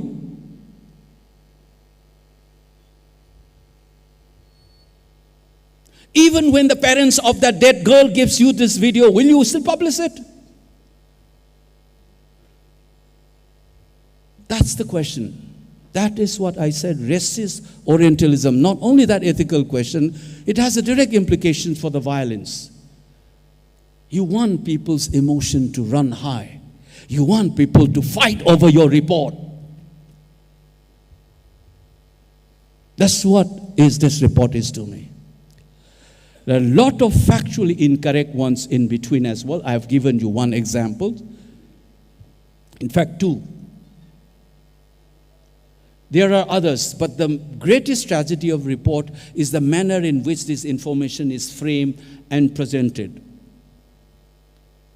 And once I have shared with you this with you is because, unfortunately, how we respond to this, then what I wanted to share with you is this. The thing that I started off, this is part of the information war that we have been facing, is part of the conflict. You have series of these information war, distorted, campaigning, making one community as victim and another as, all this word that used in this report, majoritarian and this government, that government. And one of the areas where they have failed, look at this. Government of India's response is called ineffective or ineffective response. If you have listened to me throughout this last 2 years, I said it's not ineffective response. I have said in 2 ways. Their inaction itself is an action that aggravates this. And I said they are complicit in this problem. But they have reduced the government of India's role as inadequate, ineffective response. Oh, they did respond. Government India is benevolent. They respond, but ineffective. I said their refusals to contend this violence for 2 years, despite having so many security forces. They are talking about accountability of security forces. They generously use Assam Rifles deposition. This is the last part which I have written to them. There is testimonies and deposition. How do you use them? And your choice of deposition is what creates a different reality. These depositions, or whether it is factually incorrect, it's not important. They will say that is what the Assam Rifle officers say. That is what the Meitei victims say. This is what the Kuki victims say. We have nothing to, we have just kept what their testimony says. They're trying to bluff themselves. So I will give 2 examples for them as well as for all of us. I'll give you one from the partition studies. The women committing suicide because they are afraid the other community will dishonor them and the community's honor will go.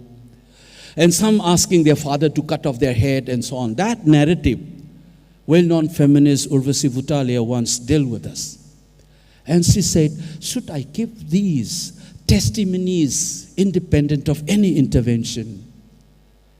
Then she said, no, I can't do this.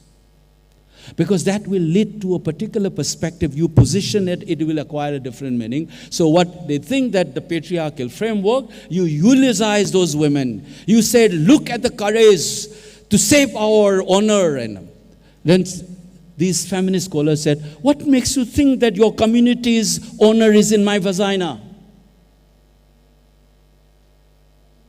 This is what the feminists started asking it. Why I should eulogize those little girl who says, Father, kill me before they rape me? This is a peculiar way of defining female sexuality under patriarchy. And I will be supporting that oppressive ideology if I eulogize these people committing suicide. That's a peculiar feminist take. So said, I will not leave these testimonies independent of my interpretation. I will say that this experience, I'll interpret it this way, under this frame of feminism. I'll be upfront about it. So you can't, when you're dealing with this kind of a crisis, by saying that we have given these testimonies. There is another issue. How many numbers of testimonies are used, in which sequence, and how you organize them is another matter. This takes me to the second aspect. Satyajit Ray, the well-known filmmaker, once he wrote a beautiful small piece called On the Question of Reality. He said, what is the relationship between feature fiction film and the documentary? He said, some people define documentary is based on reality. And he said, I don't like this distinction between fiction films and documentary on the basis of reality.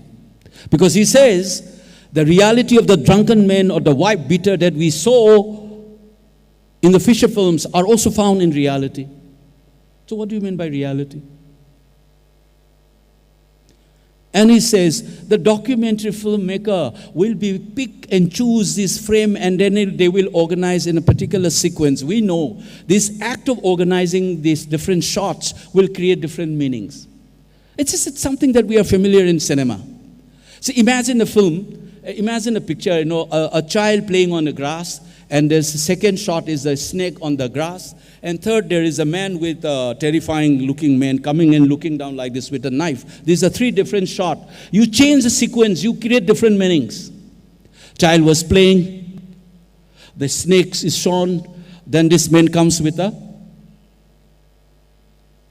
knife. Then you think that this man is going to save this kid from the snake. Instead, if you saw the child, the man, and the snake will all likely become a symbolism of the man who's going to kill the child. So in the manner in which you organize your materials, create, this is also well known in historiography. The narrative truth. In history, we said reality is when the historians link these events and put the perspective, then the very act of narrativizing itself produces that historical truth. This is well known, arguments by Head and White. So in that sense, saying that, we have testimonies and then deposition, the manner in which you are presented and freely used. The example is, this is my last comment in the chapter on media. Easy Eye, they generously quoted Easy Eye, which was already been contested, including in this book that we have done. Do they care to look at it? No. Kyo? At this, I'm coming to what the chair has said at the beginning. Before I wind it up, when they said, that they've just given the testimonies. These are real facts. But the manner in which we line them up, the choice of those images. See, in documentary filmmaking, I'll give you another example, how the same reality that happened, if I choose a different picture, the meaning comes differently. Think about protesting students who are blocking the traffic. Police beating them up, and you said protesting students beaten up by the police. Now, in the same sequence, you see one ambulance got stuck there and one is struggling on life and death within that one. If you include that picture, then you will begin to sense an insensitivity at the problem of that protest. In that film, you don't incorporate every picture. Reality is captured through that frame. So which picture you decide to incorporate, which not, this report even includes people who have been part of this disinformation game, who have been spewing venoms against one community called Meiteis, who doesn't even live in India. What makes them to choose him and his testimony to be presented in the report?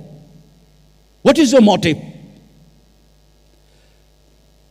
You talk that this hate speech has been going on social media. A man who has been doing this, who are not even part of this country, this state, who doesn't even stay in these countries, his testimony is incorporated. And as I told you, Easy Eye report, you quoted it extensively, and one line, you remember that what I said, inverse pyramid. 1-2 sentences said, there is a furious response from Amju and editor Manipur groups. And then what did they do? They don't reproduce that text inside as a counter to what I have quoted from Easy Eye. Easy Eye, what they do, they push by saying that there was a furious response from the Amju and so forth, and they said the link is given below. It's in the footnote. When you already know that this report has been contested and there are problems, which is any sensible person would have seen, you don't want to see that because you are determined to paint one community wrong. That's why they said even that in Assam Rifle officers telling Maitai media. If I started calling Indian Express and Times of India as Mayang media, will you accept it? Do they know that the Shanghai Express and others were reporting with reports being filed by cookies and others, their correspondents from Kangpokpi and Churachandpur? The behavior of the local media changed, of course. They went against the ethical standard because they were sucked into the conflict later on. But the initial part, you look at the report, and many of these practitioners are not Maitais, but you dare to call it a Maitai, and you think it's an unproblematic expression, you use it. Whether they have Pangals as a staff member, correspondent, you don't care. So much so that's the factual incorrect because they wanted to develop the idea of majority versus minority. So they report the census report of 53% Maitais. What they don't realize is that this 53 includes Pangals. Maitai is less than 50%. That 53 is based on the mother tongue assessment. Don't you have this even basic? The literatures are already there. So 53 Maitai is majority because it fits the bill. They wanted to call it majority versus minority. Do the Pangals have problem in getting access to More and Churachandpur? Please tell me. Are they part of this conflict in that sense? They travel to these places. They are not part of the conflict. But that 53 includes them. This is a factual mistake. Terrible mistake. The moment you know that this 53 is not Maitai and Pangals are there as a part of that 53%, then you can't frame it as a majority minority. Because Pangals are not part of this conflict in that sense. They or in More. Do these professors and jury members know about this? Because you wanted to say majority, minority, Maitai 53%. It is this, I'm ending it, what the chair said is part of my assessment. That's what I said, Maitai Hindu, majority, Christian minority. That's the template, that's the frame where every time you wanted to say people don't want to listen. That's what the chair said. And there's the category, if any faculty member from philosophy is here. This is called testimonial injustice and hermeneutical injustice. What are these two? That's the problem we need to understand. That's a challenge. What is testimonial injustice? This is a concept given by a philosopher called Miranda Fricker. What he says is, what is testimonial? You are a Maitai, so I don't want to believe you. This is called testimonial injustice. It's a well-known work in philosophy. And what is hermeneutical injustice? It is like in the interpretive repertoire or scheme of things, there is a lack of concept to represent your experience. Aikogi experience represent the way another concept yaudaba. Because of the larger structural system, say for example, hermeneutical injustice in the kainoda. Aikogi marital rape. It's a difficult concept because in a marital relationship, sexual relationship between the husband getting access to the sex of the woman and the woman getting access to the man's sex, is a contract, is part of it. So usme kahan se aage rape ka concept? That's the idea. So your experience of having forced to have sex by your husband, even though you don't want, you don't have that consent, that's the marital concept, marital rape. Because of the patriarchal notion of sexuality and the idea of marriage, we don't have a vocabulary to capture. So in psychotherapy, feminist psychotherapy, we often say we must provide a home to that experience by coining a home called marital rape. Hermeneutical justice is when your experience cannot be captured because there is no critical concept to capture it. because of the structural meaning system. We suffer because they brand you as majority. Therefore, how can majority be victim, bhaiya, when you fight with minority? You understand this one? So you suffer from testimonial injustice because you don't believe, because you are a majority. How can you be a victim? So this is the manner in which we suffer from when you respond to this one. It's an entrenched idea. And in fact, these authors of this report could very well be a victim of this inability to free themselves. I'm giving this as a benefit of doubt. Many of the Manipuris started saying that they must have been financed by the cookies, by the narco-terrorists. They can be easily bought. I will not go that far.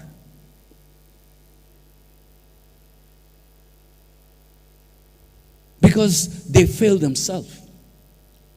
As intellectuals, as people who have been for decades fighting for justice and human rights, because the ideological blind spots and then refusal to reflect on these works is what they are still trying to justify the report. And as I said, unfortunately, the end product is, this is end up painting one community, as I have already explained, example from the way they use the word, the way they choose their frame, the way they organize the interpretive repertoire for this work, the manner in which this text is organized, the primacy effect and the recency effect in between, how they present these testimonies. I have given from series of examples about feminist testimony, how they think about it in partition work and so on. These are the things that I've learned, and what disturbs me is whatever I'm speaking to you today, they are familiar with it. So the big question is, why they do this? That question is for us to investigate, and it is for them to answer. Thank you.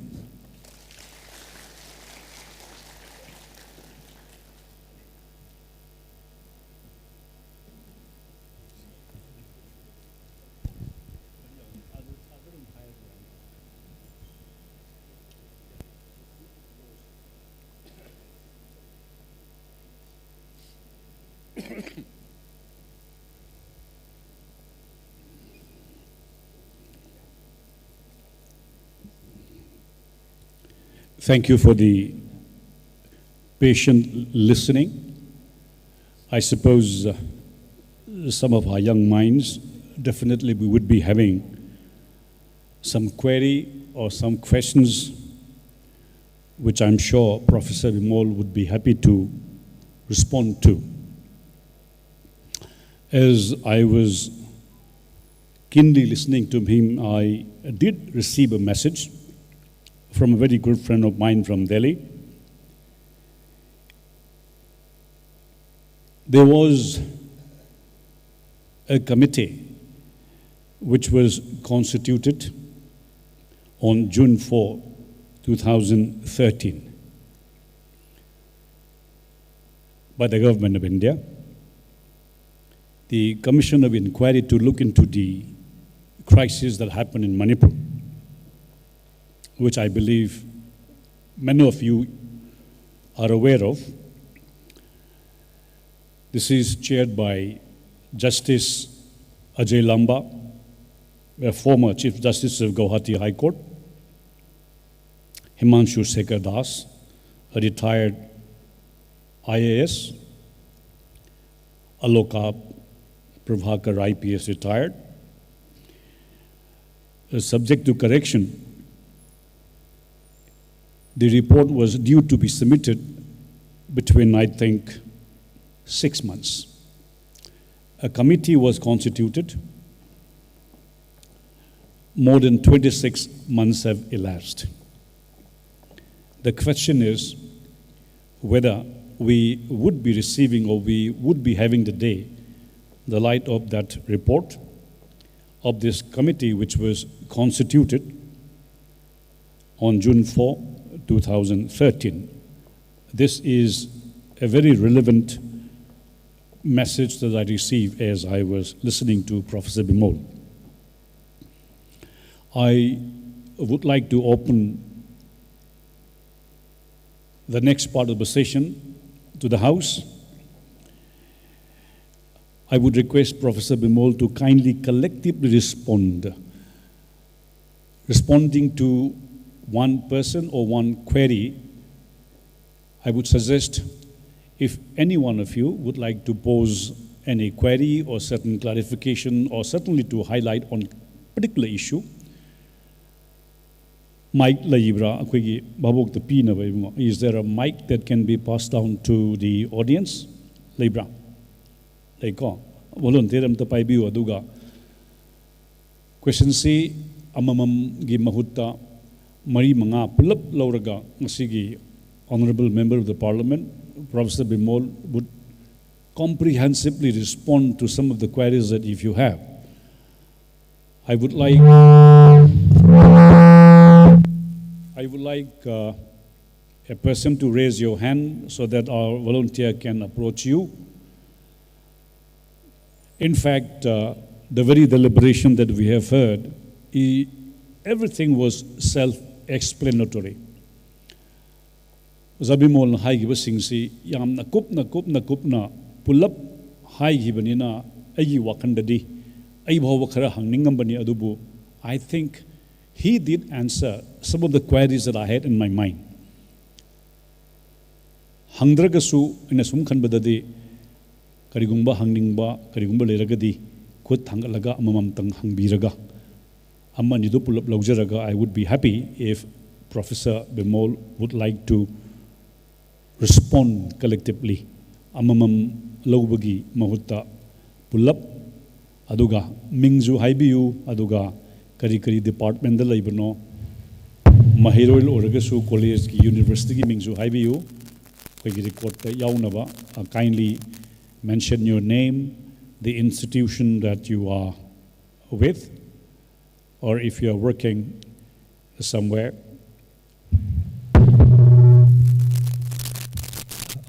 Hello. Good evening, sir. So my name is Manoranjan, sir. So the last part you have said, the most important thing is we have to investigate why they have done this, keeping in mind that most likely they know exactly what they're doing, and despite that, we have to investigate why they're doing it. So now, sir, I'm concerned with what response we should give, because I feel like there could be two outcomes, like they've done it deliberately or there has been a genuine mistake, but which I think it's more deliberate. So in that case, what should be our response? Thank you, sir. If there is also someone, kindly mention your name and. Good evening, everyone. My name is Hon'ble. Right now, I have completed my master's from Manipur department, and I am from Saiton. Please keep the mic close to your mouth. I am from Saiton Bilis, just near to Torbung. So I have my own experience of this conflict also. I just want to ask a little bit clarification or a little doubt from this PUCL that there is some. I also gone through the report, and they have a few lines of that poppy cultivation, and they mentioned that they plant or cultivate poppy because of poverty and because there is no alternativeness of their livelihood. I think that is I just want a little clarification from our respected sir. And apart from this PUCL report, I just want one more doubt that after this post-conflict, I think our youth's mindset have been have been brainwashed in a different way, or what are the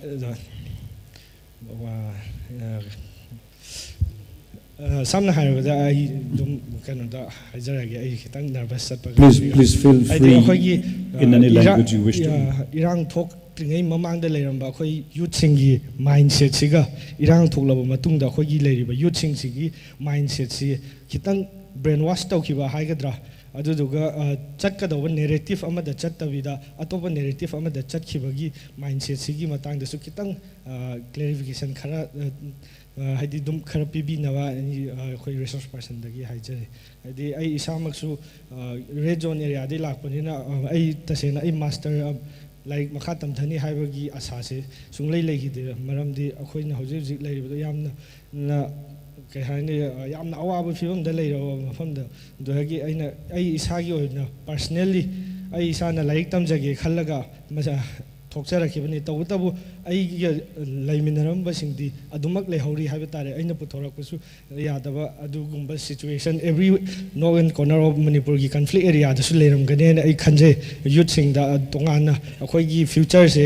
pura maige amada chatkhiba dumaina adu matang da su kitang thambina ni. Thank you. Let us take a couple of more.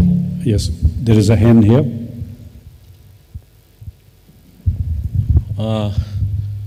Thank you, everyone. Good evening, good afternoon. My query on today's deliberation is on an alternative perspective. Let us say persons like Rami Desai, who is held as a pro-Meitei and Karan Thapar as pro-Kuki. Now, as you said, it is agenda and narrative-driven propaganda, and particularly information warfare. Rami Desai is stated to be a right-winger and Karan Thapar as left-centered propagandists. In that context, sir, what if Indian National Congress is in Manipur's helm of affairs during the crisis, particularly, and not BJP? Will there be any chance of alternative narrative being framed if that is the case, sir? Atopa amaniga laujage from the back. Could Thangarpiro, if there is none, then I would request Professor Bimol to respond. As a person who was listening very keenly as I was chairing, I was caught in a dilemma whether we should, or somebody should, give the perspective of what we have seen, not to negate or not to counter. Akoisi huzik PUCL na thore iba mayam sida nungnangba nungaitaba phawgu sida team amana natraga independent body amana Makoin hairisi lali haiba natabida proper perspective ta keeping in view of all the humanitarian perspectives of what Oza Bimol has said. Madugumba amma tangai padabra haibagi ay wakanda lae bimatungda hangadawa yauragadi dum khud hangar piraw ko ay uzu udabagi ne I little I think Oza huziki ahum duna adum respond to biraga yarani ko.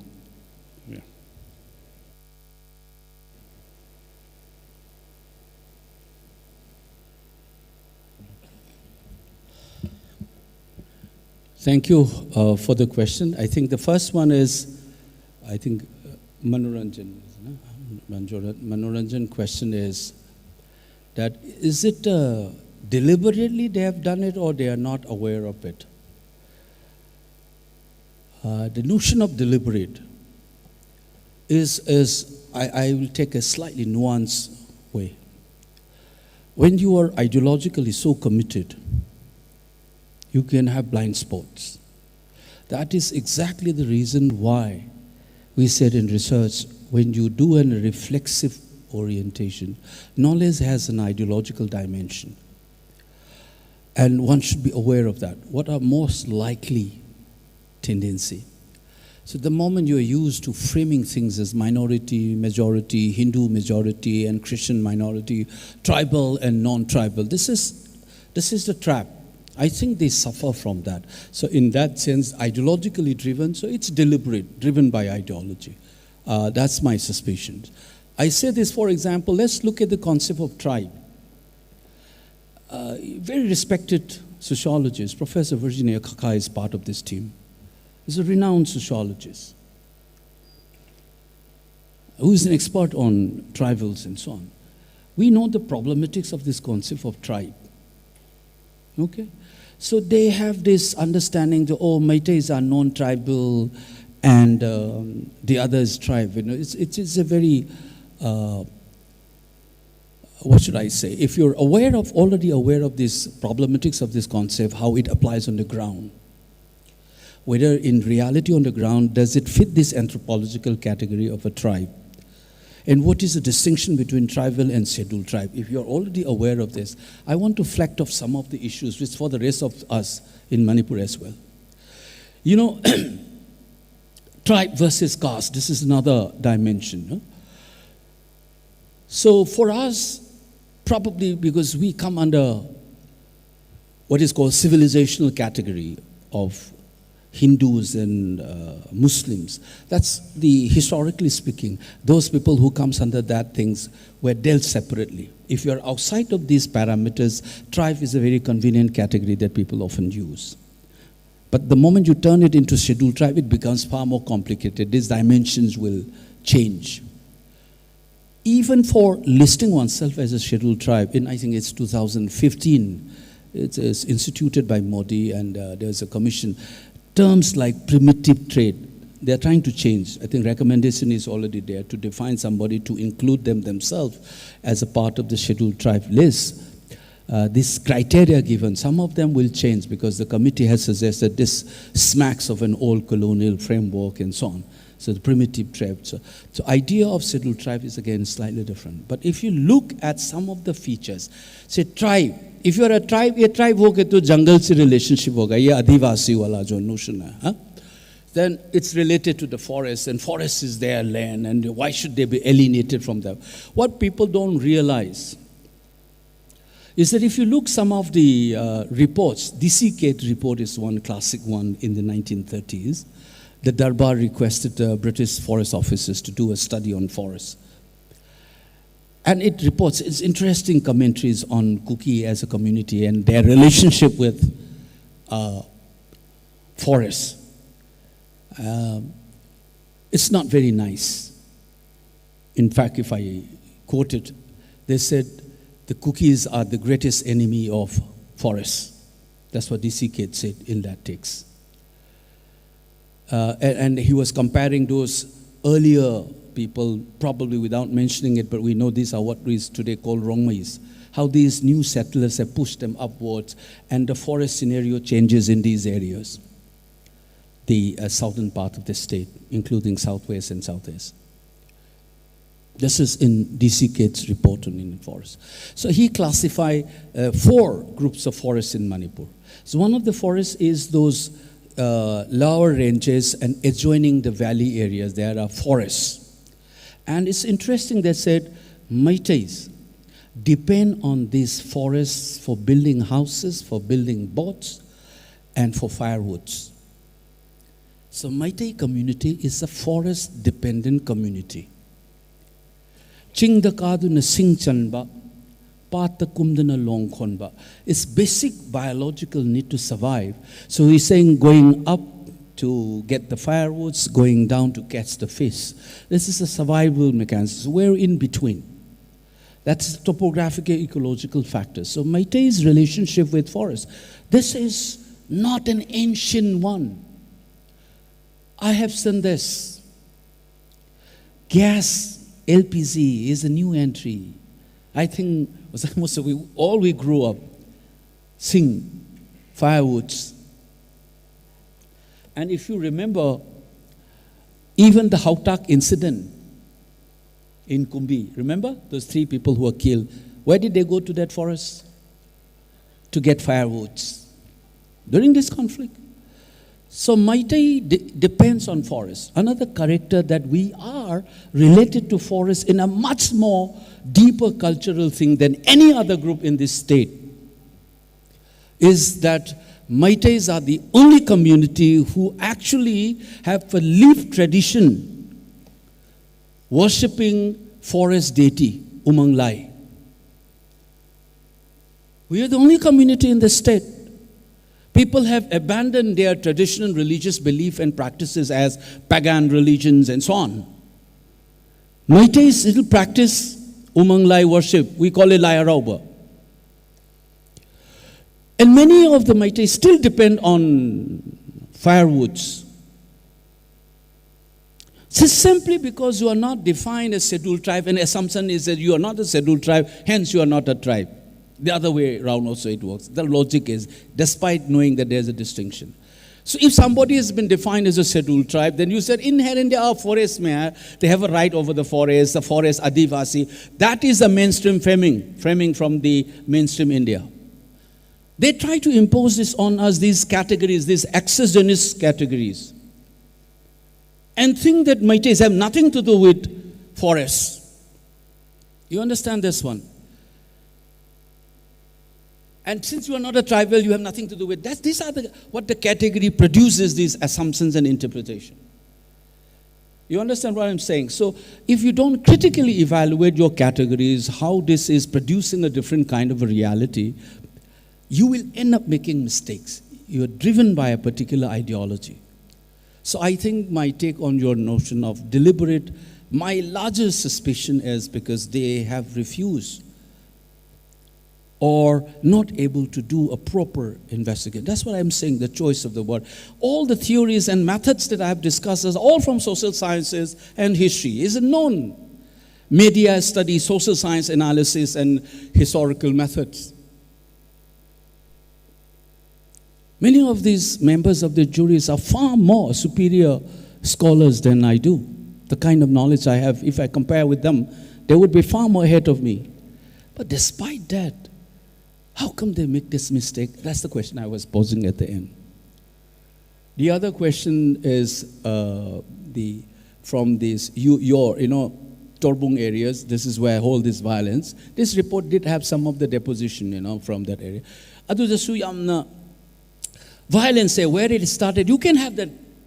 Punkayada, the deposition given, the testimony given by the Meiteis clearly tells you, and the deposition given by the Kuki community in this report tells you that the experience of violence is different. That is why I'm saying that you are showing these pictures of a beheaded man twice in the report. And without even organizing what was the nature of that violence, that day's incident, what had happened. Out of context, you put it, and that gruesome image, and you think you are doing justice, and you think it will not arouse feelings and emotions, and that will bring peace. And these are some of the things I've already shared with you. So in the Torbung areas, these experiences, the youth's mindset have changed. Some change for the good thing, for better. We have your fighting spirit, your survival instinct has kicked in. But there are other unwanted developments among the youth as well in our society. That is also going to happen. And this report is also a warning to those undesirable things which had happened. So I understand that this experience actually gives you Hon'ble. In India feeling like I've reminded on the floor of the house, the manner in which people look at India is also changing because of this experience. That's something that we understand. The last question this gentleman asked me is, it's slightly political, if Congress were in the party, but it is also very important for us to know. Just as the mainstream tribal, non-tribal, whether it fits in historically without then, the British have made the mistakes of classifying differently. The post-colonial scholars is supposed to decolonize some of these categories and look afresh. And what happens in mainstream mainland India cannot be here. That's precisely the reason there is Schedule 5 and Schedule 6 differently. And Schedule 6, what is the difference between Assam as a template and Nagaland, Manipur? Can we apply what is being applied in Assam, in Manipur? They think some of these British officers thought that it is. Some people say it's not. So there is a complicated issues. Until and unless you unpack them, we end up tribal, non-tribal, the same all categories. So in part of that idea is right-wing, left-wing, right-wing, left-wing. I said our relationship is horizontal. We are not vertical. Our relationship is more like a vertical, not a horizontal, left-right. But now they are doing it. This is a very interesting insight that I've also got it during this crisis. Within quote, these left liberals, they will be hounding Meiteis. And I've seen, I'll not name one of the portal I used to read really regularly. And I use a word called spark in my article in the Hindu when this violence describing. I use the word, the spark. And some PhD scholar, that portal invited to do an analysis. The spark means that he's already ready to kill us, blah, blah, blah. He write, and this journalist is allowing that to publish. I said, what's going on? And they don't realize that spark is also used by Professor Swan in his article in Indian Express.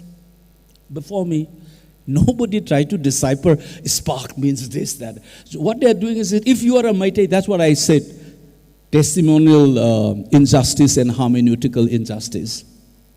ये Meitei है, इसने spark किया तो कुछ negative डालना है उसका रखना. And then respected journalists and news portals started publishing that kind of an article, incoherent article. But the same spark is used. That spark comes in Professor Swan's work. So I have been watching this, if you're a Meitei, then, you must be bombarded with this. So, but the other one is, interestingly, you mentioned them, some of the right-wing scholars and in the intellectual class, they tend to defend Meiteis. And also trying to strike a balance with the cookies. This is where the Meitei feels abandoned and feel that something wrong has been done. This feeling is yet to be registered in the rest of the country. And that is why this report is. The resistance to change, even when you point out the mistake, there will be resistance. So we have to do what we need to call out is that engage in this. That one of the purpose for me addressing here is to share what is this report means for us. What should we do? How should we go about it? And where the mistakes have been made, that's what I have tried to point out here. So the trap is minority, majority, Muslim, Hindu, Christian, tribal, non-tribal, right-wing, left-wing. So the implicit assumption is these are Meiteis, a majority. There is support, use the word primarily Hindu. You understand? So primarily Hindus, and obviously the underlying assumption is, majority hai, Hindu hai, BJP ka government hai, right hai, CM is a Meitei, that falls in place.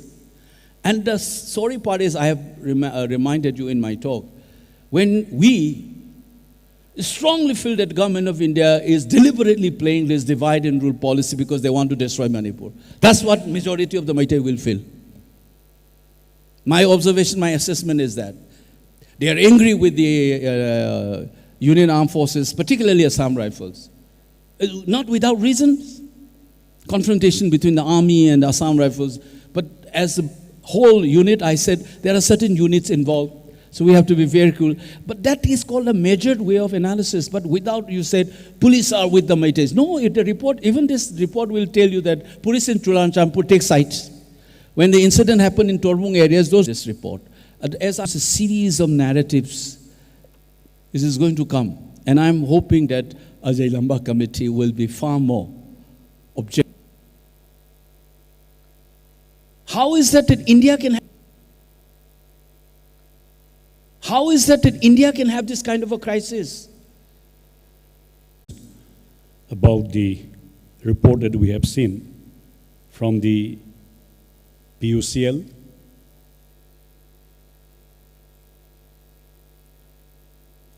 As a journalist from the media, let me share this concern with you. When we started our career as a writer, the first lesson that we learn is do not name a community in the event of a conflict. Do not write the name of a child in your own newspaper or in any media. That is a responsibility of the media. What has happened in Manipur and how the national media has in fact changed the entire norm of reporting, whether it is a reporting or an editorial comment. They would blanketly say a community, a Kuki, a Meitei. It is against the very ethos of a person who is giving a report. If you look back in Manipur, when the problem started, the Manipur media was more responsible than the national media. There were least mention of a community. However, when you start reading newspapers, you start listening to the media from the mainland, they started particularly mentioning the community. I was invited to share my concerns with the institutes of journalism in many parts of the country. I was asked by the students of what is happening in Manipur. There were many debates, there were many discussions. When the problem started in Manipur, there were many journalists who were interviewing people from different communities. Their popularity, the number of hits, the number of viewers might have increased 1,000 times. And if you look at, if you re-look at those videos or interviews of people, it added more fuel to the problem, making the conflicting parties hate each other more and more. That was something which I suppose, as a media person and a citizen of this country, should be objecting. As Professor Bimol has very correctly said, I wouldn't say that those members who were a part of this very committee from the PUCL intellectually depraved, emotionally depraved, or spiritually depraved. There was something wrong in that very team. This is something that we can conclude, we can infer. What is way ahead? What is the future of our children? There is a responsibility of any committee. There is a responsibility in reporting a fact.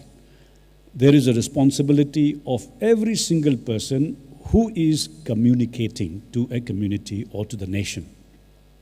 I think this is something that the country, the nation has witnessed. As far as my own experience, we all know that Manipur is a very small place. It is about 23,000 square kilometers and a little more. We have had the privilege of looking at military strategies throughout the world. We also happen to report from the conflict area.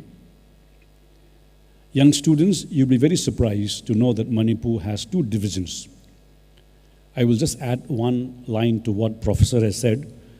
There are 2 divisions in Manipur, in the form of a 57 Mountain Division and in the form of the South, IGR South, that is Inspector General of Disarmed Rifles South, which is 2 divisions.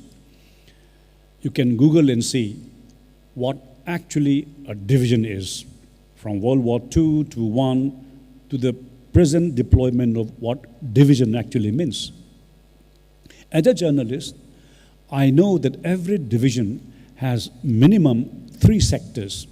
A division is headed by a major general. A corps is headed by a lieutenant general. Now, when you have a division, you have minimum 3 to 4 sectors, which is commanded by a brigadier. A sector has 3 to 4 battalions. In such a small place, which is about 23,000 square kilometers, you have that 3 divisions. Notwithstanding the presence of the IRB, the CRPF, the BSF, the people to armed personnel ratio, and things happen of that great magnitude that the government, the first duty of the government is to protect the life and property of every single citizen, irrespective of what community you belong to. The first question is, did the government of India ensure the safety and security of every single citizen by those administrative system, both by the uniformed personnel? That is one thing that we have to look at it. Protecting life and property of every single citizen is the first duty of a government. And notwithstanding the presence of that large number of armed security personnel to protect us, what they were doing, and those days, you could hear the endless number of flights landing at Imphal airport. Thousands, hundreds were brought into Manipur, at least to check, at least to control. Could they perform their duty? There lies the implication of what Professor was saying, that the very committee constituted, we would like to see that report too. PUCL has presented its report, which I suppose I am compelled to say that they were, or rather, intellectually depraved individuals giving a slanted view. They will defend themselves as a team. This discourse should continue among young minds today. And my concluding remark is to congratulate all of you. And I thank Professor Bimol as an academic, as a researcher, and a prolific speaker. We need to listen to people at least who can convince us, convince the people, and convince those who were involved or they were part, that we are doubting their credibility. Once again, I shouldn't be thanking you all because there is a person to propose a vote of thanks. Personally, I thank each and every one of you, and personally Professor Bimol, for being with us. Thank you.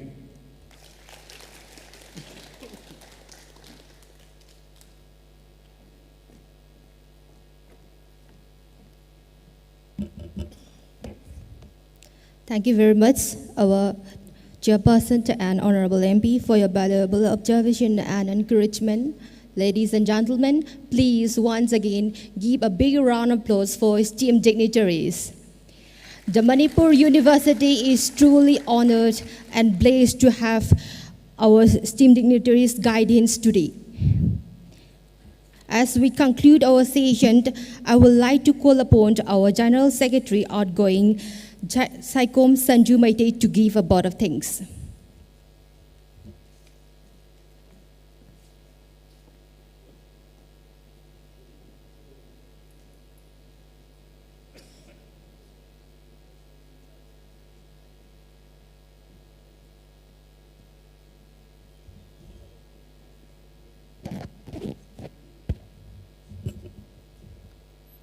Ngasi Manipur University Student Union Amadi Research Club Manipur University na Sinjalang jaduna pangthokchariba a talk on PUCL's Tribunal report on the Manipur crisis hariba ngasigi talk asida saruk yaba lakpikiba ikai khomnabada matik charaba ngasigi speaker obikiba mingoina hangatcharbada Angomcha Bimol Honorable MP Jabu ngasigi yamna ngasigi leriba current situation siga yamna marik chumba wafam kya thambirambagi damaktasu musugi maikaidagi amadi Manipur University gi mairosingi mahut singjaraga amuka hana thangat pongdokchari loina ngasigi chairman oibikiba oja mingoina hangatcharbada Ningthoukhongam Ibungochoubi jabusu ikai khumna uchabu loina thagat pongdokchari loina ngasigi thoramasibu hawbadagi loiba phawba mapung fan binabgi damakta lengbirakuna saruk yabikiba khudingmakpuju thagat pongdokchari aduga loisilakpada ngasigi thoramasibu malemgi mafam khudingmakta sinba thungna yohanbiriba kumhei.com gi nungsijaraba ichinau khudingmakpuju thagat pongdokchari matangsida aigi thagat wahai loisinjari thagatchari.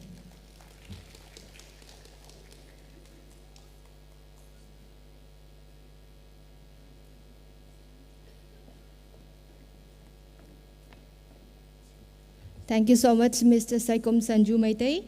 And with this, ladies and gentlemen, we conclude our today's program. We have date. Today's dialogue will continue to echo in our third and next as we work toward peace and justice in Manipur. Thank you once again. And I would like to announce that the book National Media and Manipur Mayhem is available at a discountable price of ₹650 at the outside of our gate. And with this, once again, thank you so much. And ladies and gentlemen, this is your host, Laishram Nedapriya, signing off, Thagachari. And concluding our remark, I would like to request our Honorable MP and Chairperson to have a photo session with our volunteers and backstages of today's program.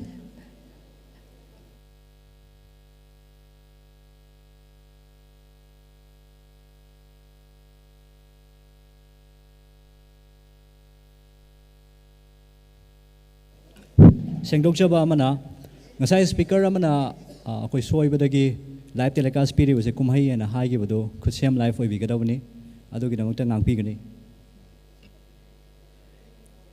ani makthai okay oh yeah